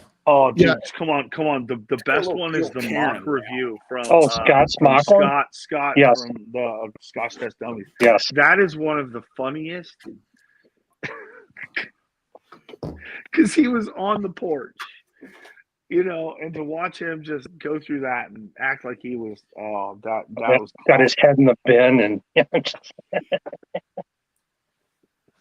Dude, but I feel that is like classic whiskey tube, man. I feel That like is you go through a journey with watching whiskey YouTube reviews, right? Like when you're kind of new to this, you're like, oh, what should I get next? Right. It's like I that's the way my journey kind of went with this was you'd go be like, oh man, should I get Noah's Mill? Like, I see that on the shelf. It's kind of a higher end bottle for me. I'm used to, $30 bottle. I'm used to a $30, $40 bottle, 50. Ooh, I bought a Russell's, ooh, hey, and now it's like, I'm more worried, is that $200 bottle worth it? Not as much the $80 bottle. You know what? The more times I've found out that those 200 bottles don't hold as much value. I find more fun in finding the bottle that is, sub $50. I think $110 is the point of diminishing return now. It used to be about $90. It's kind of going up, just for the nature of the business. But I think once, like, you can find enough that even a whiskey connoisseur would like it on your bar for under $100, right? Like they would be like, damn, you've got good whiskey for under 100. 200 is like that special bottle. Don't expect it to be twice as good, but you can get that special, right? A little bit more special, a little bit. And a lot of it isn't just the whiskey. It's also the bottle. It's the everything that goes with it. You know what, Stahl? It's also your palate catching up to the value in that bottle as well. Yeah. There's sometimes you go and you buy a bottle too early and you're like, God, it wasn't that great, but there was nuance within that bottle that you were unable to pick out because, well, you just didn't slow down and take your time. Thanks, Marty. I don't know, man. Like, I don't mind spending $200 on a bottle. No. Okay. But I want to know. I want to be assured it's from a distillery that I already know is going to give me, the value. Right. That they're really and that's offering. more. I really believe the value is more than just the whiskey. So I do think you can pay more for something that there's not as much of. That's more sought after, right? Like I do feel like there is a emotional tie to bottles at times that, it's okay to pay more for. Like you see a George T. Stagg for $250, you're like, it may not be. I mean, I personally think it is $250, but yeah, but I've kind of gotten to a point now where I don't feel like I have to chase the next really good bottle of whiskey because I can come down here any night of the week. I can go in my kitchen. I've got 30 bottles up in my kitchen and I can get a good pour, any day of the week for the rest of this year, without buying another bottle. Listen, one of the best bottles that I found this year was McLean's Nose. Okay. It's a blended Scotch. It's sub $30. Yep. William Hall has a good question here. I don't know if you guys have seen that. Bottle this. is fantastic. World Whiskey 6 year. Is unicorn his word or that part of the bottle? I don't know what that is. Part of it. Oh, World Whiskey 6 year unicorn is what it's called? Yeah. Is it the one with the unicorn topper on it? What'd you say, Zach? Is it the one with the unicorn topper actually on it, I assume? I think that's what I'm thinking. I don't know if it is, but that's the only thing I know of. I forgot. Yeah, that's what I'm thinking. In here. Yeah, 100%. Rob, I agree with, like, when you have Knob Creek 12, what a good freaking, like, everyday sipper. Yeah, high age, 100 proof, like, just, it's good every day. Like, there's Scotch versions of that too. You know what I mean? Like, I'll tell you the Scotch that I like. What is it? This right here at $100, like, fucking A. How do you beat that for $100 fucking dollars? Is that Loch Lomond? Loch Lomond? Yeah. 18? Hell yeah. Yeah, for $100. Like, how do you go anywhere and say like, I'm gonna beat this for? I tell you what, I tell you a couple. I know me and Crayons talked about it about 2 months ago when I did the review. But those fucking Berklotti, I don't fucking believe crayons. Oh, Isla Barley's are fantastic. Oh my God, for $80, man, that's all day. I killed my last Isla Barley, but I have a 2010 organic yet. That's phenomenal. You remember that, John? We were talking about the 12 or the 13 a couple months ago. I think so. I had the 11. Yeah, I've got the funky, 12. I want to get the funky one or the bear barley. Are you guys still finding Elijah Craig pirate bottles, by the way? No, I bought 2 off websites, but no, hell no. Nope. I've been to some dog shit old fucking liquor stores in Colorado, and I don't even see them there. Those are. I've got 2 pre-fired. I found like a freaking. Hold on. Found a freaking Austin Nichols 101 for $35. Oh Jesus! Oh, there you go. You realize you just pocketed $400, right? Yeah, I picked up a couple about 3 months ago. Hey, listen, you know what? I'll tell you this, dude. That is probably of the old bourbon profiles. You just can't beat that Austin Nichols 101. You just can't beat it, man. Yeah, Rob D. That's me too. That's where I did. I paid. I just like secondary bothers me so much because by the time you open it, you're like, it wasn't worth it. I bought a couple that were worth it though. Like I bought, not quite secondary, but I paid over SRP. Me and Katie Turk, we It's cracked. almost gone, John. Since Mike did the only bottle kill so far tonight. I'm the man here. Whatever. Oh, that's what I'm drinking right now. Oh, John. shit. That's what I'm drinking right now. What year is that? What year 12 is it? Let me finish it and I can put a light on it. Mine's a 23, I think. That's what I'm drinking right now. Damn, John Crans is one sexy bastard bottle killing that shit. The 23 was fantastic. Yeah, I got 2 of them. I bought a backup and $52 off Whiskey World. I bought it whenever they released the Bourbon Barrel 8s. I didn't want to chase the Bourbon Barrel 8, so they had a deal, and it was like you get the 12 and the 8 together, and I was just like, fucking send it to me. I don't care. Yeah. I was like, I didn't want to chase it. I was like, you know what? I might have overpaid slightly, but you know what? I didn't have to fuss for it.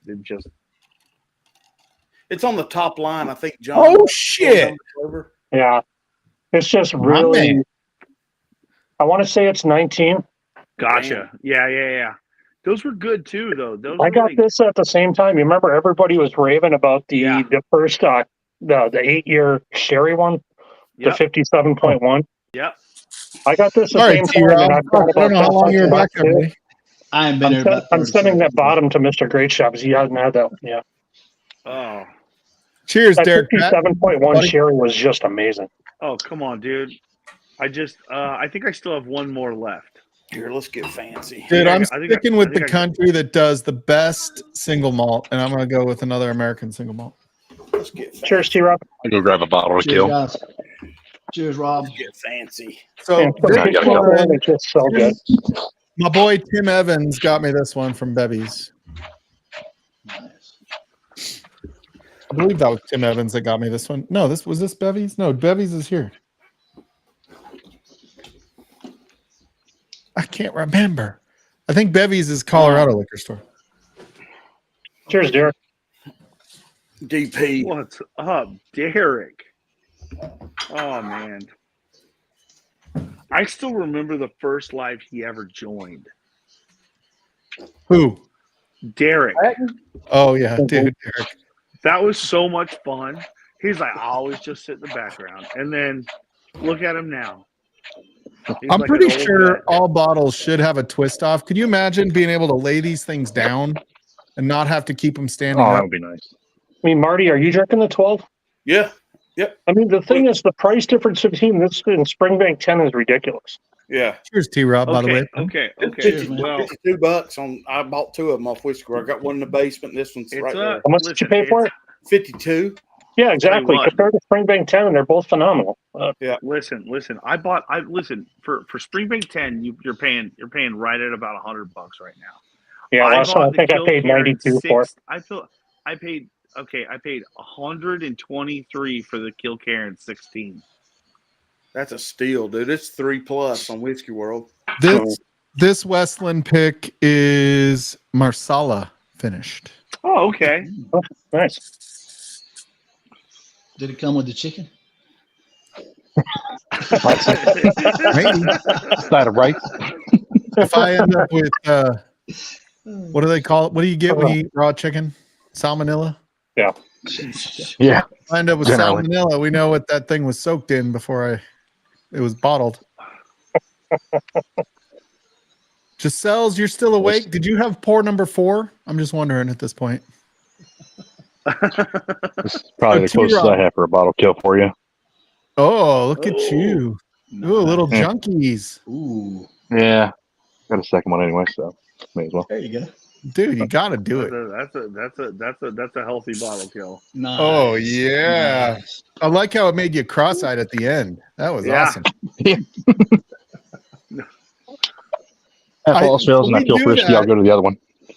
You notice we do that though with our bottles, even when we have like I've got about 320 bottles or something like that. So not as many as most of you guys, but still it's like, oh, I don't want that one to be gone. I agree. That's like Yeah. every Occasionally. every cigar SMWS bottle batch I ever number purchased. 67. Yeah, I don't think Ooh. I've got past 200 bottles yet. Oh, I've got about 500, so we'll be okay with that for a while. It took me like 5 years to get to 100, and then it took me another year to go from 100 to 200, and then I pumped the brakes. Yeah, that's Like, okay, this is getting a little crazy. Yeah. I saw 2 of them fuckers this week for $216 before tax, and I was like, nope. We see them at 250 around here. We paid it twice now, and it's still nuts, but can't pass up when we don't have one initially.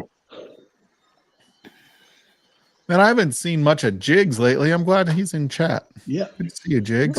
He's been around, dude. He's been popping in. Everyone Yeah. pop on with Bobby and I, like lurk in the background. Mhm. I swear to God, I believe I like the fucking Camel He Town was Lock on better with than Sean for a little bit the other night too. Yeah. Yeah. Oh, was he? That's Dude, good. the Campbelltown lock is something special, especially the 23. Dude, I think if they're you in have it. Campbelltown in the location, I want it. Yeah, that sugar Dude, finish listen, on that the is funny- better the than this funniest- Kilcairn. The funniest part about that, it's literally in a Springbank bottle. The Oh, yeah. bottle Doesn't has embossed. Springbank make like 2/3 of everything out of Campbelltown or some shit like that? Yeah. Basically, the people from the Springbank owns Kilcairn. They basically shut down Springbank for a couple days and go run Kilcairn. Hey, T-Rob, what do you think? That and I Hazel. like it, man. Hazelburn. I like it. Hazel. I didn't recognize you when I Hazelburn, first, Long when you Row, first came Springbank on. are Yeah, made you're all like, out of who's the that same kid? distillery. Yeah, Glen Scotia is the only one that's different. It definitely Which looks younger. hold on, it is in the Campbelltown Lock blend though. There is Glen Scotia in the Campbelltown Lock blend, so it's not all Springbank. It's not all Springbank shit. products. Cheers, Jigs. I hope you get better fast, buddy. Yeah, I hope you get man. better. Get better, Cheers, buddy. brother. Dude, I had that 2 months ago, man. I had bronchitis, man. It knocked me for a whirl, man. Dude, I hate colds because you like still have the nose blows and the coughs for like months Dude, I later. kept the I- cough Dude, for I'm a telling month. you guys Yeah. what, man. It's listen, whether it's being diagnosed or not, I think it's all a version of Corona, dude. Dude, it was My pops got hit with it. Ended up with a freaking a fever so bad that he was literally incoherent. Oh, wow. oh shit. I got Shit. so for the record, That was Slapshot my has first round of corona right COVID, now. yeah. But I was watching this thing, like, you know how you get going down these paths on YouTube? Like, I'll watch YouTube during the day. I'll have it like on my second monitor. Yeah. I do too. While Mike. I'm working. I swear to God, I do. And like I was watching something and something popped up and they're like, you know, the COVID vaccine and now all these thyroid cancers or something like that with people I've that had got it. the vaccine. And I'm like, motherfucker, Yep. I've gotten 4 of those bitches and I have thyroid problems. I had thyroid cancer. I did. Yeah, you don't have a thyroid anymore, right, Marty? Nope. Yep. Marty ain't Zero. gonna have thyroid cancer anymore. I got 0 of those inoculations. Dude, but I I'll got the tell you, like first I set do get just the flu because- shot just because Yeah. I'm type 2 diabetic and Yeah. knockwood, I haven't even had a cold this year. I've been really lucky. Yeah, I got sick about a month ago, but I didn't know if it was between sickness or pollen. Yeah, allergies are bad around. Oh yeah, allergies are starting this to. year. T-Rob's only a few hours from me, and I know T-Rob gets that damn pine pollen. Oh gosh, it'll literally coat a black parking lot, and it looks like a yellow fog. Yep. Oh, dude, I was playing golf last year in the spring, and it was kind of windy. And you watch the pine tree. Like here, we have a lot of pine trees. Look like and you watch the pine trees, and it's like this yellow cloud coming off of the pine tree. Yeah, you can see it. You can see it. Yeah, it just rolls in. I'm like, I don't know why you're sneezing, honey. That stuff smells good. This year, smell like it bothered popcorn? my eyes a lot more. It didn't bother my sinuses. It got my eyes too.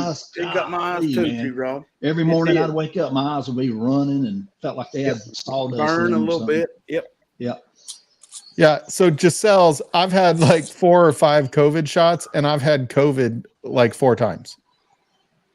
I took the very first, initial 2 shots.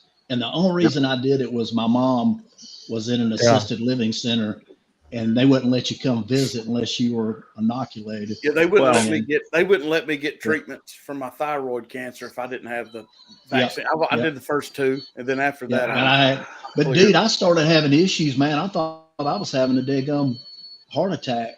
I went and had a darn EKG. They did the where they Cheers, put the egg thing in rolls. your Say hi to vein. Dan. Carried around. The catheter. No, they actually did the catheter on me and looked at all my veins and all, and everything looked good. But dude, they tried to do a catheter. They tried to do a catheter on me, but they didn't have a tube small enough. Did the Braves play?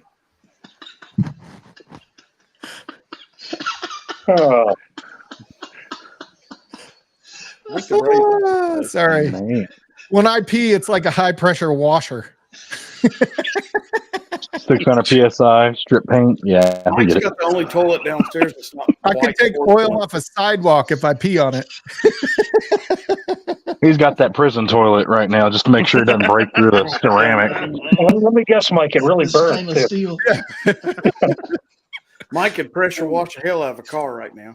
Yeah, that's right. It's like a He goes pressure around washer. selling $10 to clean off the siding on the 2nd story. It's terrible. That's right.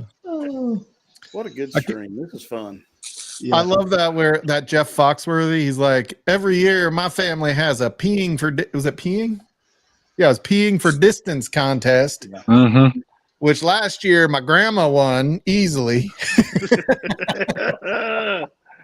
Do you remember his wife he was talking about his wife being a hypochondriac, so every time something would come up on TV, I have that. He's like, you do not have testicular cancer. You don't even have testiculars. Oh, dude, I hate it when my wife looks up WebMD to see, like, she'll see something on the news and she'll be like, do I have that symptom? But seriously, can we talk about how Marty, because I was wearing a black hat and a white shirt, he had to go change? Yeah, he did. No, he put that shirt on purpose. He did it on purpose. I came in with that look, and then it was. Yeah, he changed because it was making him feel creepy. Yeah, it kind of made me squeeze out a few farts, and I didn't want to smell. Yeah, it he was anymore. like, I feel dirty looking like this. I mean, listen, T-Rob, we were all worried. You were at the freaking, you're all at the gym watching what was going on. They were doing bottle kills and shit. They were worried about you getting the chub like in front of everyone. You know. So just so you know what we're thinking about. Luckily, there wasn't but about a half a dozen people there tonight, so yeah. And they don't allow cameras in there, or just in the locker room? Not at ours. No, That's smart. They did that about a year ago. Because it was getting ridiculous. All these college kids were coming in and wanting to set up their tripods and crap, and it's like, and then they would spend like an hour on the bench and they do like 3 sets, because they didn't get a good shot. They got to do it again, all that, and they finally told them no camera. There are tons of TikToks of people like making fun shaming of people. Shaming people in the videos and stuff. Well, they make fun of the people, like the ones that I get recommended are the ones where they're like making fun of the people in the gym filming themselves, and how they're making fun of, like, they'll get on Twitter or on Instagram and they'll make a video about how somebody was just rude because I was their first filming. Yeah. And it's like, bitch. Yeah. Hey, everybody pays You know, The thing is, don't some of them look like they're never in the gym to start with? Well, oh yeah. And I like the ones that are kind of making fun just of the situation, not anybody individually. Yeah. And it's like this girl walks up and grabs like the dumbbells, and the guy was sitting there like doing military press with dumbbells, and she turns around and goes, "Ha!" And he's already turned around doing the he's doing turning around. I saw that one, yeah. She was all ready to get mad at him for checking her out. I saw one yesterday. This guy he was setting his camera up. 62.9. It's good, dude. Oh man, the 2020. Man, it's so good. They're good, man. Listen, the guy set his camera up and he started to walk back to the machine, and this dude's just walking through the aisle there, and he put his arm out and grabbed the dude and pushed him back. He said, "Hey, dude, I'm filming over here." And boy, the comments were just roasting that guy. It's like, you put your hands on me, buddy. That's gonna be the last time. Yeah. I feel like the New Yorker. Hey, I'm working here. If you're not working out in a thong and topless, I don't give a shit about your video. Yeah, Zach, that's what I'm talking about. This is like content. Yeah. This is like cherrywood smoke. Ooh. So, for the record, I would love to see an appearance. No influence whatsoever. Don't I would love to see an appearance from Egg Roll or Egg Roll's employee, Dan. Just saying.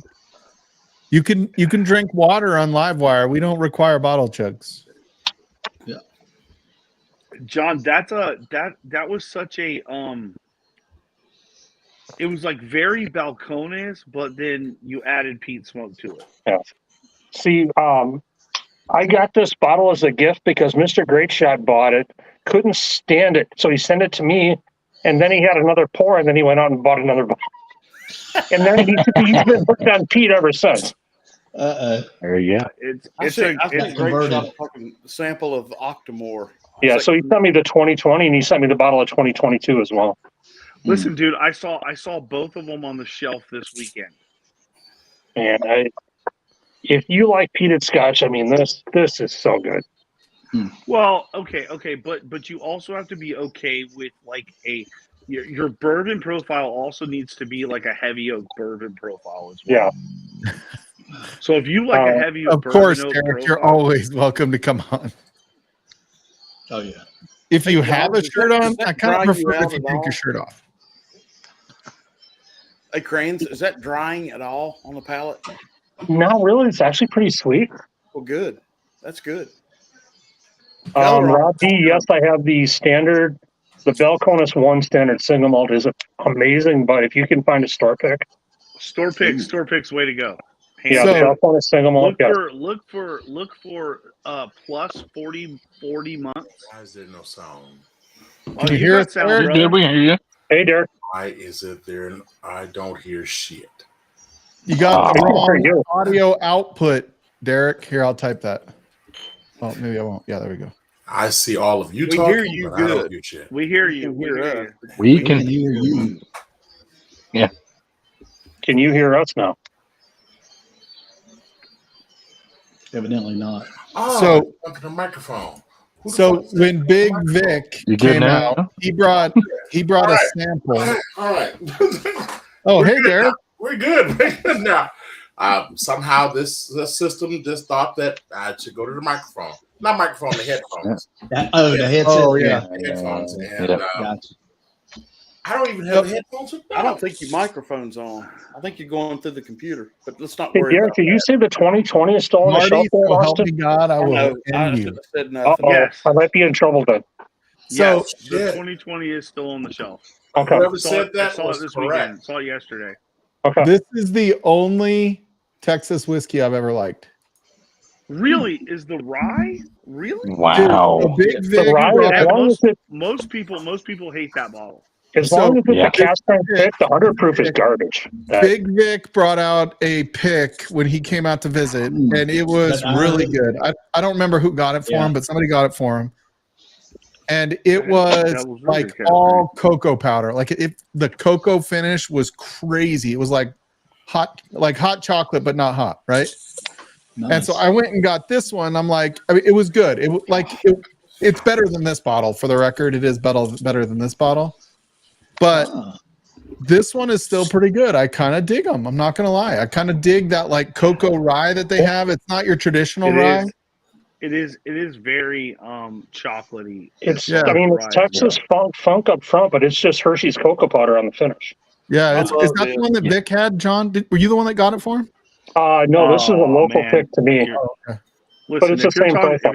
If you're talking about bourbon for picks, the Still Austin cast strength. Dude, stuff. I should have got Total Wine had one the last time I was there, and I walked away and didn't get it because I was getting all the eggnog at Christmas time. It took me a while. The blue corn is so dangerous. Oh, there she is, the musician. Oh, but it's a pick. What were you saying, Derek? Yeah. It took me a while to understand certain things about Still Austin. And actually I love it now. But like I said, I didn't say, but I only pointed. I love this stuff. Oh, the Devil's River? Yeah. Oh yeah. Oh, the cast strength though, right? Yes. There you go. Yeah, limited selection. Yeah, it's in witness protection, so turn your head. There you go. But that being said, I actually love it. And because of that business, I was actually to appreciate Still Austin even more. Yeah. And it was mainly because that cedar taste that I used to get on the Still Austin, I didn't quite understand it until I got him. And I realized, oh shit, that's just hot wood. I'm like, okay, all right. Dude, I went back to the Still Austin with that understanding that was just hot wood. And no one was, putting pine needles in my shit.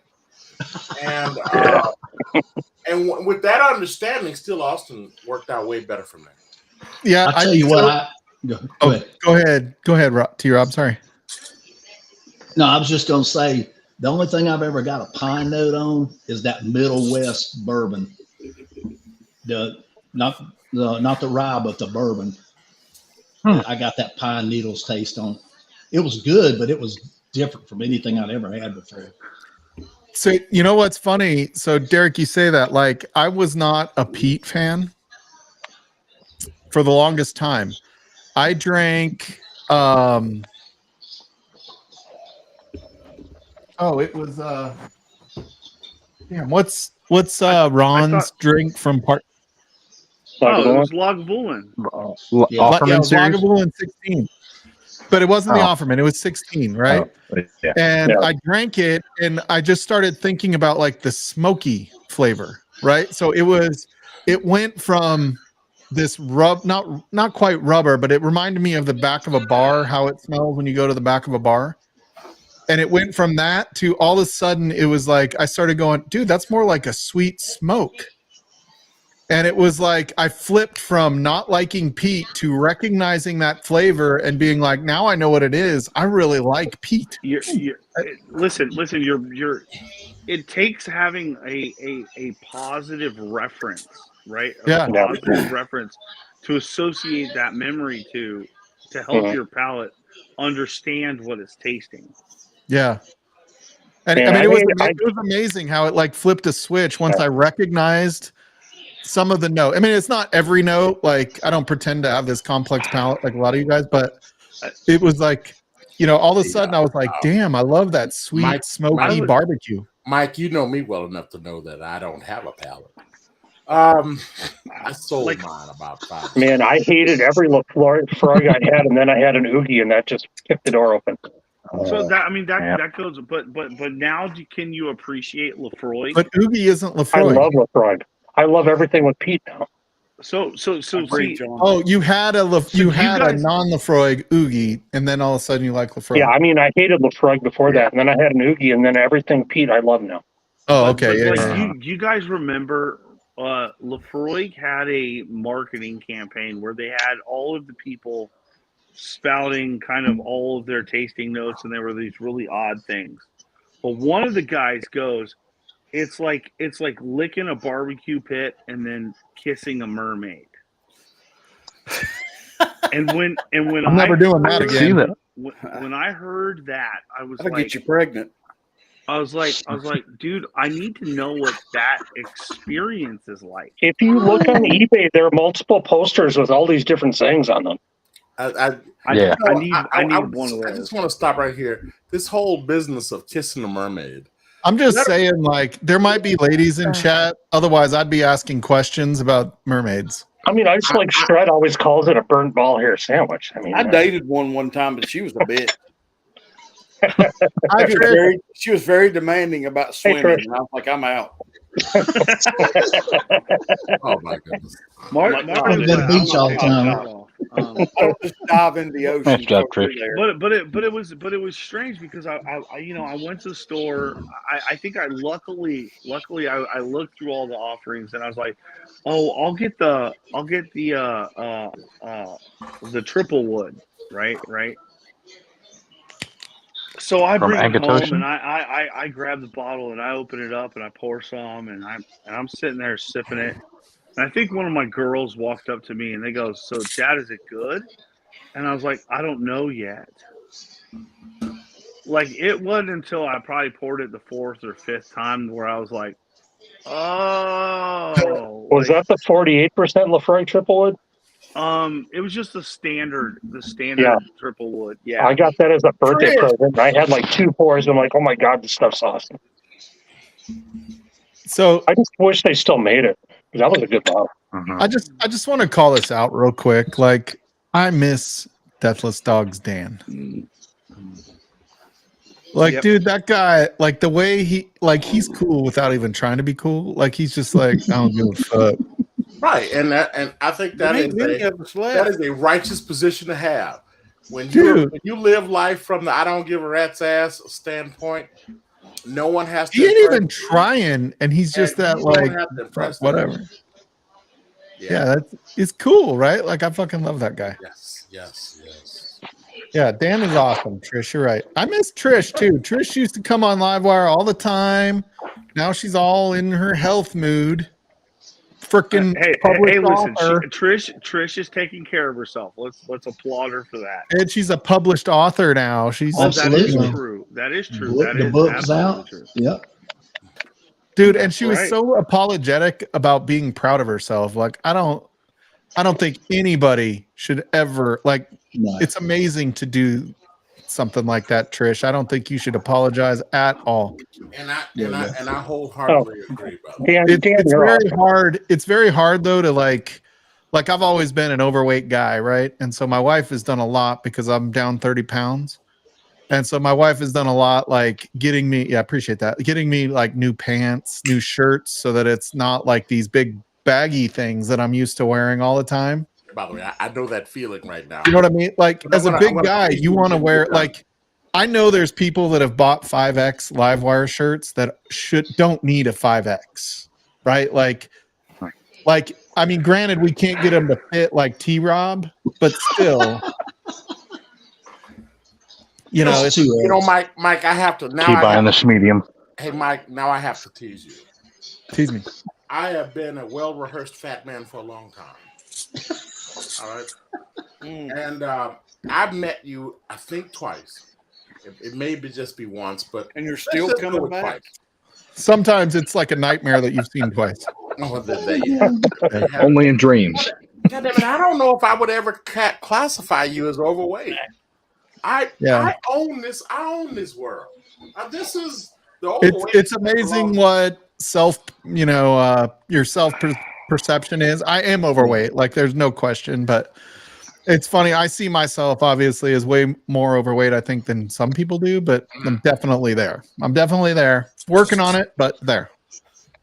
And I have to tell you, Mike, from a standpoint, that I have recently fallen below 340 pounds, and I haven't been under 340 in 28 years. Wow, that's awesome, dude. Congratulations.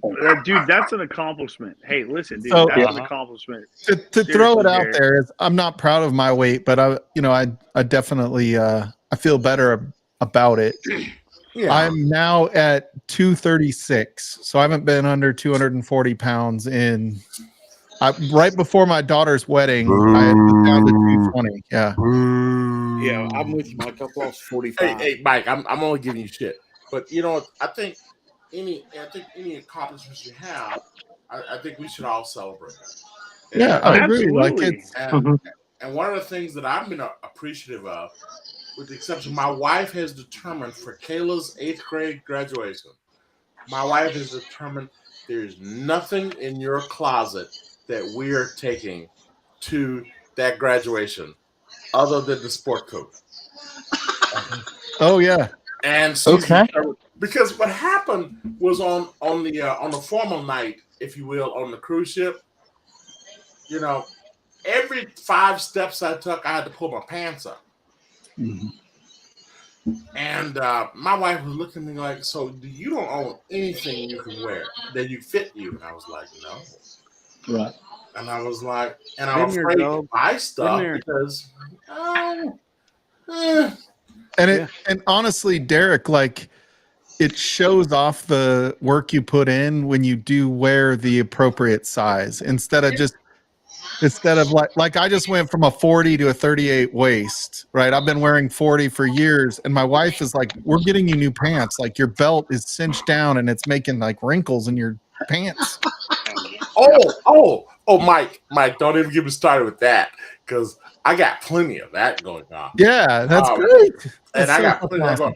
I'll tell you something funny about that was not only because I had inflammation everywhere, and I don't talk about this openly. Big cat. Hey, sure, big cat. I'm sorry. I had inflammation everywhere. So as a result, all my shoes no longer fit because my foot was swimming in the shoe. Right. Okay. And my wife forced me to buy a shoe that was 2 sizes smaller for the cruise. And I have to tell you guys, that shit was comfortable. God damn it. I put that shoe on. So now you can't say you wear size 12? Like, I don't know what you're going with. If you tell me right now you became a better lover, Derek, I'm going to the shoe store tomorrow. There you go. He bought them grippy socks and was ready. Well, first of all, Mike, no, I did not say I was a better lover. What I'm just saying is my foot was no longer swimming in the shoe. And I think the biggest thing for me was the going down, believe it or not, from the 16 to the 14 was incredible. I just did not know that I had that much inflammation.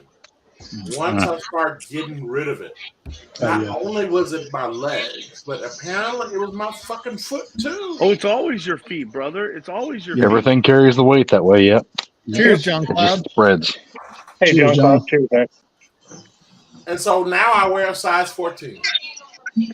And I haven't worn a size 14 shoe since high school. I remember I was at this sales.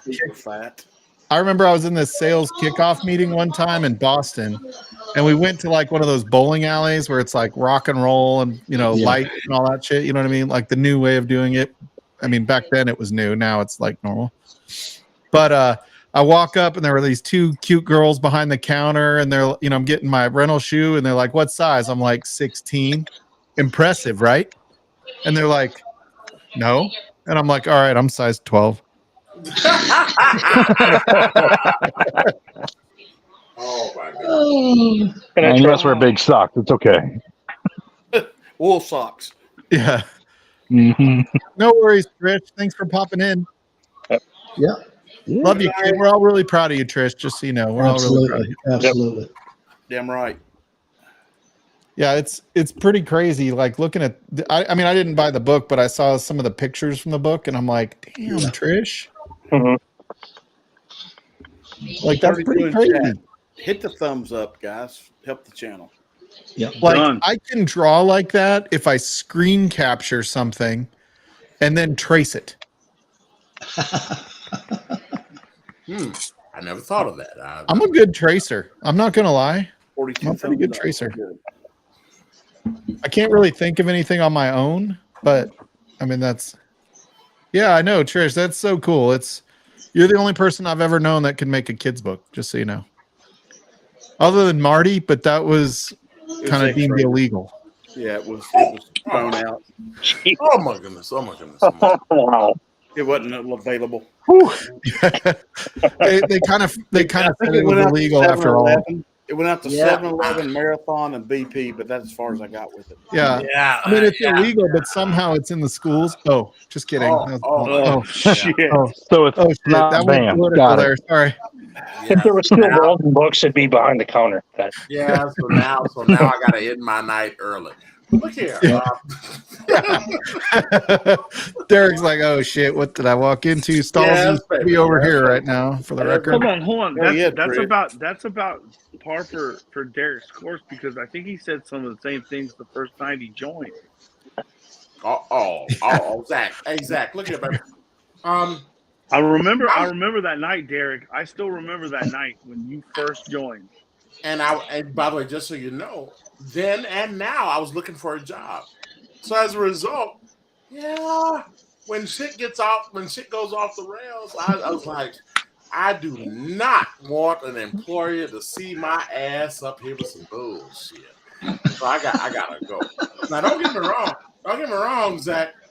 When I was gainfully employed, I was a participant in a lot of tomfoolery. Listen, tomfoolery. Sometimes tomfoolery is good for the soul. Well, I'm trying some of the Texas rye for the record. I haven't had it. That's such an interesting. It's such an interesting. It's good stuff though. Viewpoint to. Dude, I don't think that anybody out there, our employers, are ever going to find this shit. Yeah, I doubt that. I disagree with you, Zach, and me and you can holler offline if you don't mind. This ain't the place. But I will say this to you. Ask Dara. I will say. Yeah, true. I will say this to you, Mike. I was on a live stream. I was drunk as hell, so I don't even know whose live stream I was on. You? So don't. Hold on. Ho. And there was a whole bunch of people talking positive things about these rides.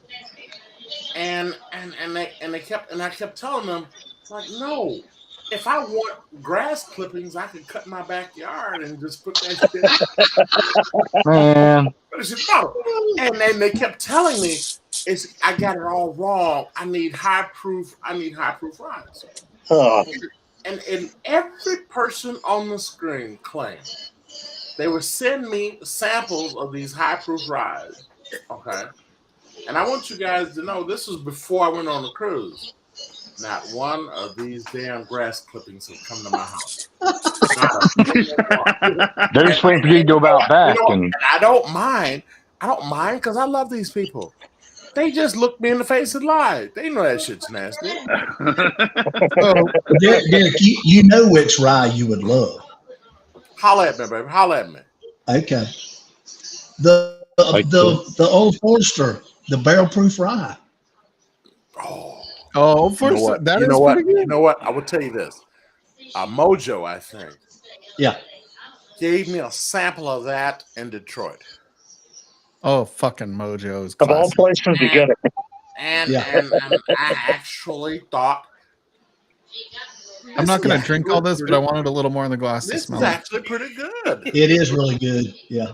Especially Pikesville's not too bad for a little higher proof too. I mean, the old Forester is a little hot, but it's tasty. Yeah. Yeah, John. The rye? I don't think the ryes are that hot. I've had one barrel proof rye. It's been really hot, but it was tasty. You know, John, I keep hearing this word "heart," and I'm waiting one day, and maybe I'll feel it. I'm pretty sure my favorite picks right now are the Old Forester 100s. I think they might. Yeah, I might put you in my will. I might. Roses. The 100 store picks are Old Forester, yes. Dude, they might have passed. They might have passed Four Roses for me. I think Four Roses, Russell's, and Old Forester are like the three picks that if I see, I just want it. I just want it. You know, one of the problems I have, and I've still have had, and I've listened to most of you. I don't know if I like the mash of Four Roses. Which problem one? is which one? Okay, that's fair. You guys know a lot more about that. I think they have what, 10 of them, or at least 10. with with the combination of yeast. There's 5 recipes and 2 yeast. 2 yeasts, yeah. And the one I keep coming up with just rubs me all wrong. Well, they do have one that's kind of herbal. I don't like that. It's not one. just that. Every time I try Four Roses, it's almost as if someone went into the room a 90 right before I grabbed my glass, sprayed a lot of expensive women's perfume in the air. Yes. Okay. The floral women's perfume. Okay. And then after they spread it in the air, they came to me and go, "Hey, Derek, here you go." Yeah. Yeah, they have a couple that are kind of. The problem I have is I can't get over that because I keep smelling that thing, and I don't know what that thing. Dude, and that can happen, right? Because actually your smell is one of the things you remember the most of everything, and so it's like if you relate it to something, it's hard to get over it. It's hard to get past that. No matter what you do. One thing you can do though with that with Four Roses. You can go and it will describe each of those 10 different recipes. It'll describe the notes that you will get or that you normally get from those, and that way you can eliminate those ones that right off the bat you know that I'm not going to like that. Unfortunately, like the single barrel, the Four Roses single barrel. Yeah, I can't find that in the wild. Really? No, they're everywhere man. around here. Those Just get, the those regular. get snatched. The regular. Okay, hold on. The regular 100 proof single barrel Four Roses. Yes, that guy. Most people can get. The picks go really fast. When you see a pick, you have to get it because it isn't going to be there 3 days later. But the thing is, the standard 100 proof single barrel is only one of the 10 recipes. Yeah, I went back the next day to get T-Rob one, and they were already gone. Yeah. If you get a 100 proof single barrel Four Roses, it's only OBSV. That's that's the only one. OBSV is the pretty. I've got like 7 different of the. That's the high rye with the kind of fruit forward. Yeah. Yeah. Which I actually like the high rye mash bills in general, but and that's because you like nasty shit, Mike. I'm okay with that. The other day. I still like you. There you go. So this is kind of interesting. This reminds me of cigars I've had at times where I didn't, almost like they got dirty. You know what I mean? Instead of being like just that cigar, you felt like earthy. Yeah, it was like it's like a dirt. Like they didn't wash the leaves before like dirt, but it's like I'm getting like this dusty dirt note to it. Yeah. I can get that. Listen, I understand what you're saying, but like as far as what's out there right now, as far as ryes, if I had to go pick one, Prideful Goat, man. Their 6-year MGP rye is pretty good. Dude, yeah. Prideful Goat, man. Like that's. I do like the finish on this though, because it's very cocoa-ish. I'm a little biased living in Wisconsin, but any cast strength rye pick from Driftless. Driftless is really good. Yeah. Driftless does have a good rye profile. New Holland is pretty good from what I've had. It tastes more like if you made your own hot toddy without the lemon, I had a sample of the Junkie pick in New Holland, and it was a roller coaster ride. Yeah. It was really good, though. But for what it is, to me, that is a hot toddy without mixing water into it. It is. It's good, but it's all over the place, but it's really good. Yeah. Wait. You mean in New Holland, Michigan? Yeah. Yeah. You get me some Origins toasted, we'll be good. I had some whiskey from them when I was in Detroit. Cheers, Richie Z. And I have to tell you, it set my soul on fire, my mouth on fire, and I felt my feet were also on fire, and I wanted to go somewhere else. Could have been you were wearing the wrong shoes. So, I didn't want to go there. Whoever said that, they were correct. So, Zach, that's how I lost your sight. I was still wearing the old shoes, by the way. There you go. Yeah, Zach, Whiskey Nature sent me a sample of the New Holland, the Origin 100 proof. Man, that was really good. Mhm. Oh, what I had, John, was way higher. It was. Yeah. Did you? Hey, Derek, we had some of that old whip New Holland at the first meetup at Cheech's. That was 147 proof or 142. That might have been what I had in That Detroit. was delicious. Oh my gosh, that stuff was. Well, it might have been delicious. It might have been delicious in Florida, but in Michigan, baby, it felt like it was trying to kill me. A lot of the New Holland origin stuff has been hyper. Is that the newest one? That B. Where's that? This is A123. I really wanted C923, but this is the one I found first. Yeah. I've got a C and a B, but yeah, I thought this one is not my favorite from last year, but I thought all three were pretty good from last year. Mm-hmm. C920. Is that what you're going to pour, T-Rob? Yeah, I'll pour this next. This is so good, man. So we're talking about Dragon's Milk. Zach, have you ever seen this one?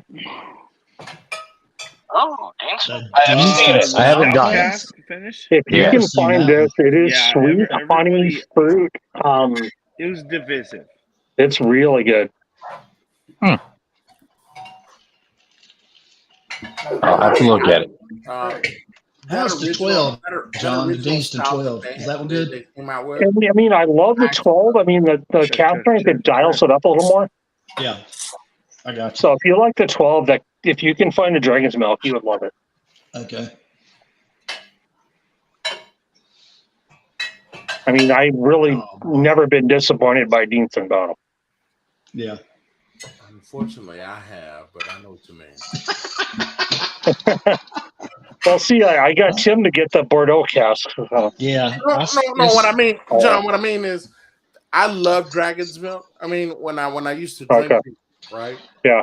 And all of a sudden they start coming up with these variations, and some of the variations they have were so viscous that it made me feel as though that I had mucus accumulation all in my face. I couldn't stand it. Yeah. Donald Rance, I agree. That's the bottle I had with the 08 Bordeaux. It's just a phenomenal bottle. My wife has gone under my cabinet and rearranged it, and I don't know where shit is right now. I forgot I never got a C923. Hey, Tim. See, the 08 Bordeaux Deanston. Yeah, the 08 Bordeaux Deanston is one I have thanks to Roy Raven about it. I was just looking for my Deanston bottle. I don't know. Where did that go? Did his phone die? What's up, buddy? No. My headphones cut out. Oh yeah, the sound on frickin' studio. I couldn't hear anything. So Zach, Tim and I were talking about because I got him to get a bottle of the Deanston 08 Bordeaux. Yeah. Oh, dude, no, the Bordeaux was fantastic. Dragon's Milk was. You had to really like beer casks, you know. Yeah. I've sampled it out, but I had that much left of my 10-year PX cask, the cast strength. The Deanston, that's mind blowing. There you go. The Bordeaux cask is fantastic, though. Mm-hmm. Yeah, if you can find an 08 Bordeaux cask sitting on the shelf, just grab it. That thing is so wild, man. So Those must have been some of the wettest casks they ever put whiskey in. That stuff I've secretly made a deal with myself that I have one pour of Elijah Craig every stream, just because I've got like a gajillion of them. Yeah, like 30 bottles of it, and I'd never drink it, even though I love it. Like for some reason, I just don't ever think about it. Oh, this is good. I didn't have C923 for the record. So, what's up, Jake? So, guys. Hey, Jake. What's on? So, like, I never got 923, so that's why I'm drinking 523. I tell you what, I got some of this the other day, and this thing is a banger, dude. The James E. peppers are really good. Yeah. The barrel proof. Oh my gosh. Mm-hmm. $60. Man. Yeah. Oh, dude. But B is really good. B 523. Oh. You know, I didn't like B. Are pretty good. My store's got three cases of them sitting on the floor. They've been there for almost a year. But how much are they selling for? James, let me know if you can still find that Oloroso. Holy shit, I'd love to try that. They just didn't sell. Hey, Mike, I got a dilemma here. I had to ask for the C923. It didn't even make it to the shelf. Dude, I got A124. According to my liquor store, they took larceny A124 off of the allocated list. Yep. That's what I've heard here lately too. Yeah, they took it off for Kentucky. Right. Dude, I think larceny keeps getting fucking better. I'm A124. I haven't put a lot of it's okay. C924. Yeah, I haven't put a lot behind it, but last year it got better every single release. C923 ranks up there with I think B or C of 20. Dude, yeah, I think C923 was the best larceny ever. It's the best one I've got. I don't have remember how you used to hate larceny barrel proof? You said that was Jenny. Yeah. You were like, "Oh, Jenny's the only one that drinks larceny here." Yep, he was. Now, somebody told me the other day like that they 922. blinded.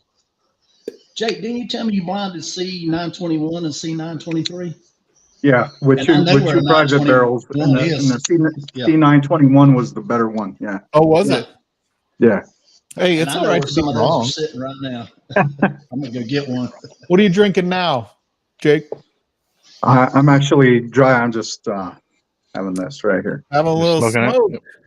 Weird. Yep. I think LiveWire is going to start doing some Instagram cigar streams too on Wednesday night. Oh, there you go. Oh, nice. Nice. Just kidding. Zach, I'm just playing with you. Hey, here's Candy Road. I may jump on with them because I do want to learn more about cigars. I do have. I enjoy watching them. I do. Yeah, those guys know the know, man.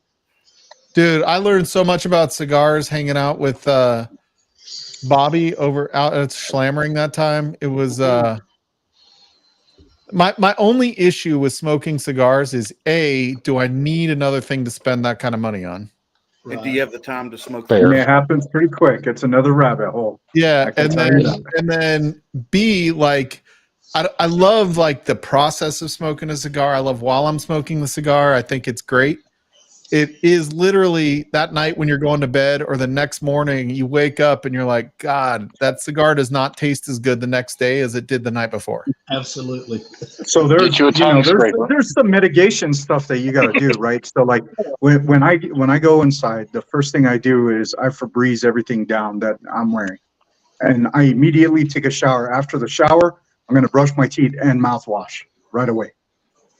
Bobby said a big old tablespoon of peanut butter will knock that out too before you go to bed. But I'll tell you right now, having a cigar and pour a whiskey with a buddy like Nick Proman, it's fucking one of the greatest moments of your life. Like if you sit down, just the pour, you don't even need the cigar, but just having that like moment.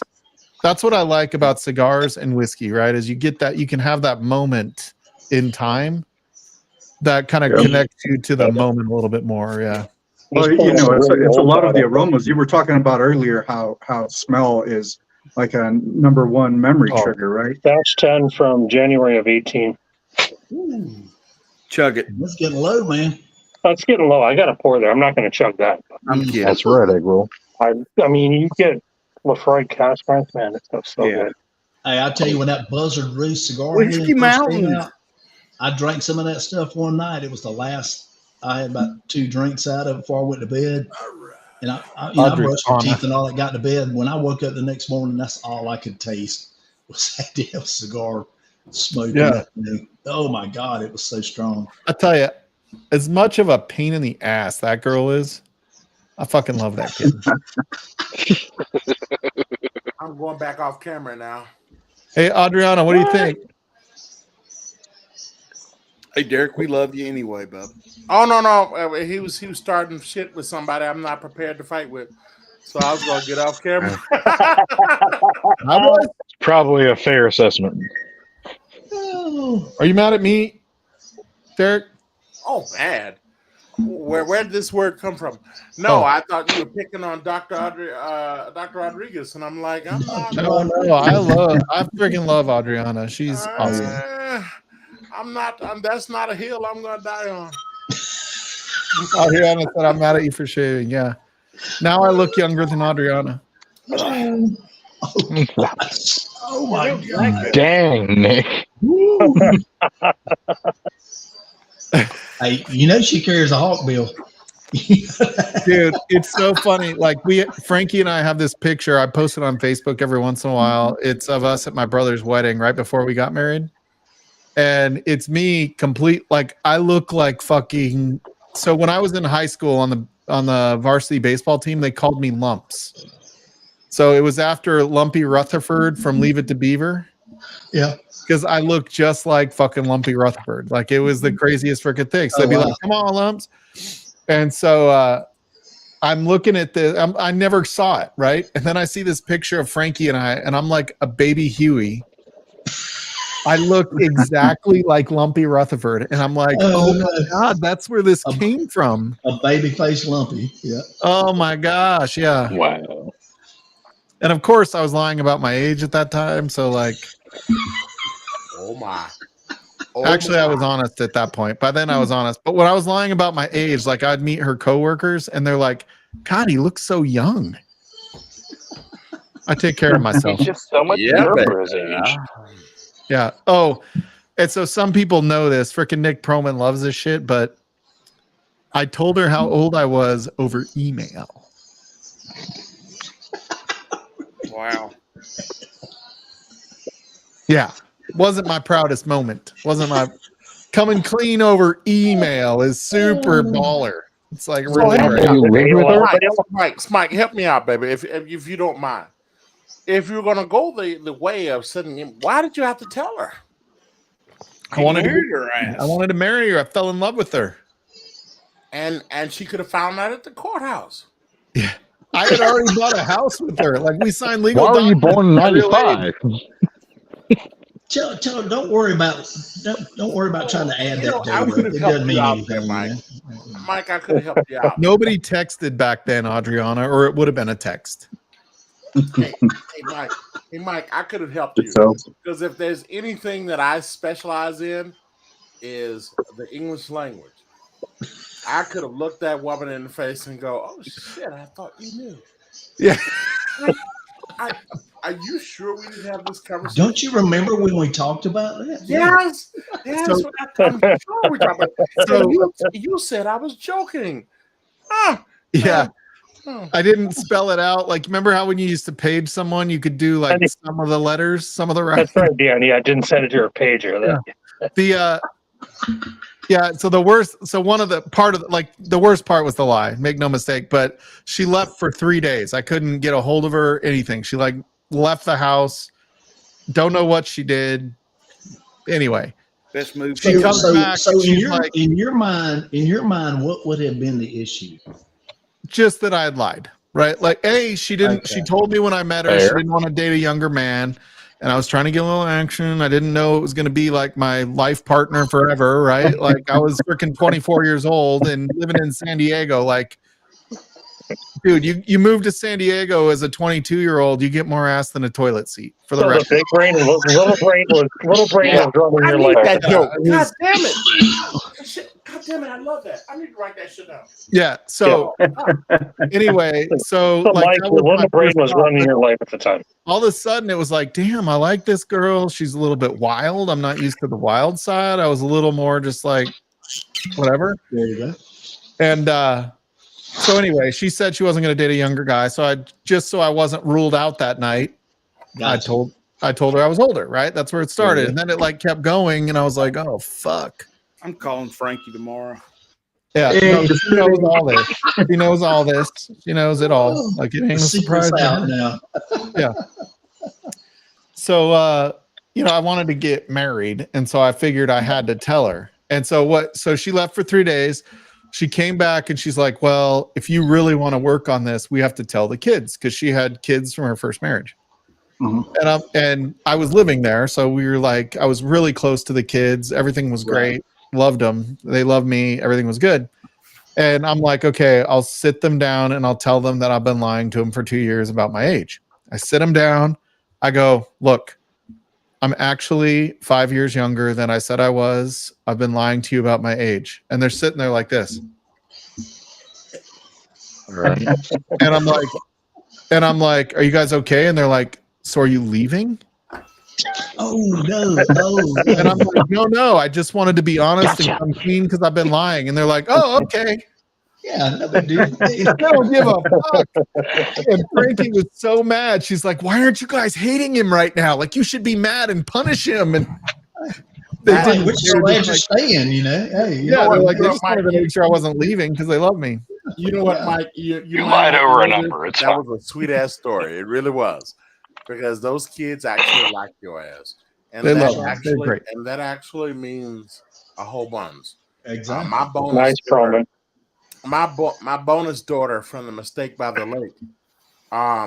Mistake. Me and her, I still love hanging out with my bonus daughter. I mean, I still love it, and she's as sweet as she can be. She's 35 now, but yeah, I still love hanging out with her. But yeah, Yeah, it's like I'm so close to those kids. My son moved here and we were best friends. He moved back just because that was where his siblings are and he wanted to move there. But my daughter, like their dad is still well in the picture. So it's not like their dad was estranged or anything like that. He's a really good dad. Well, that's good. Yeah. I think I don't like him, but that's just, I think, normal.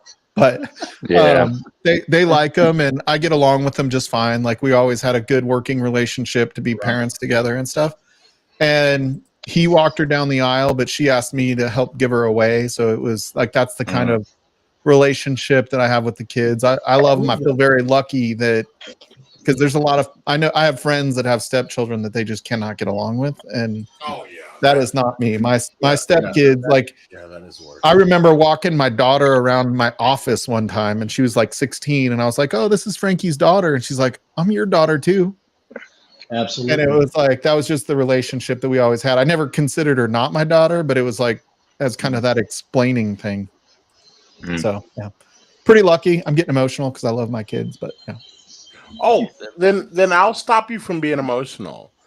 If you show me your dick, Derek, I'm going to get banned. Oh, He's going to make that COVID picture real. let me just say that, Right.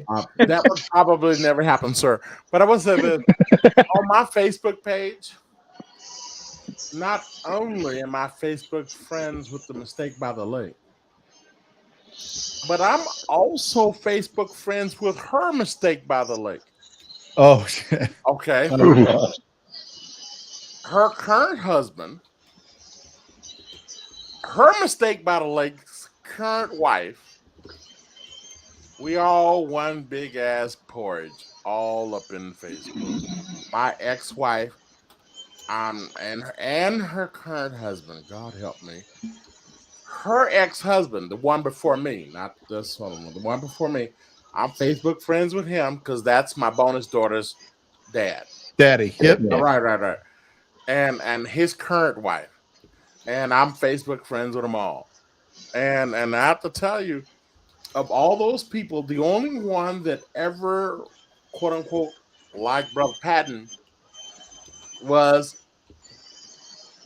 my bonus daughter's dad. Yeah.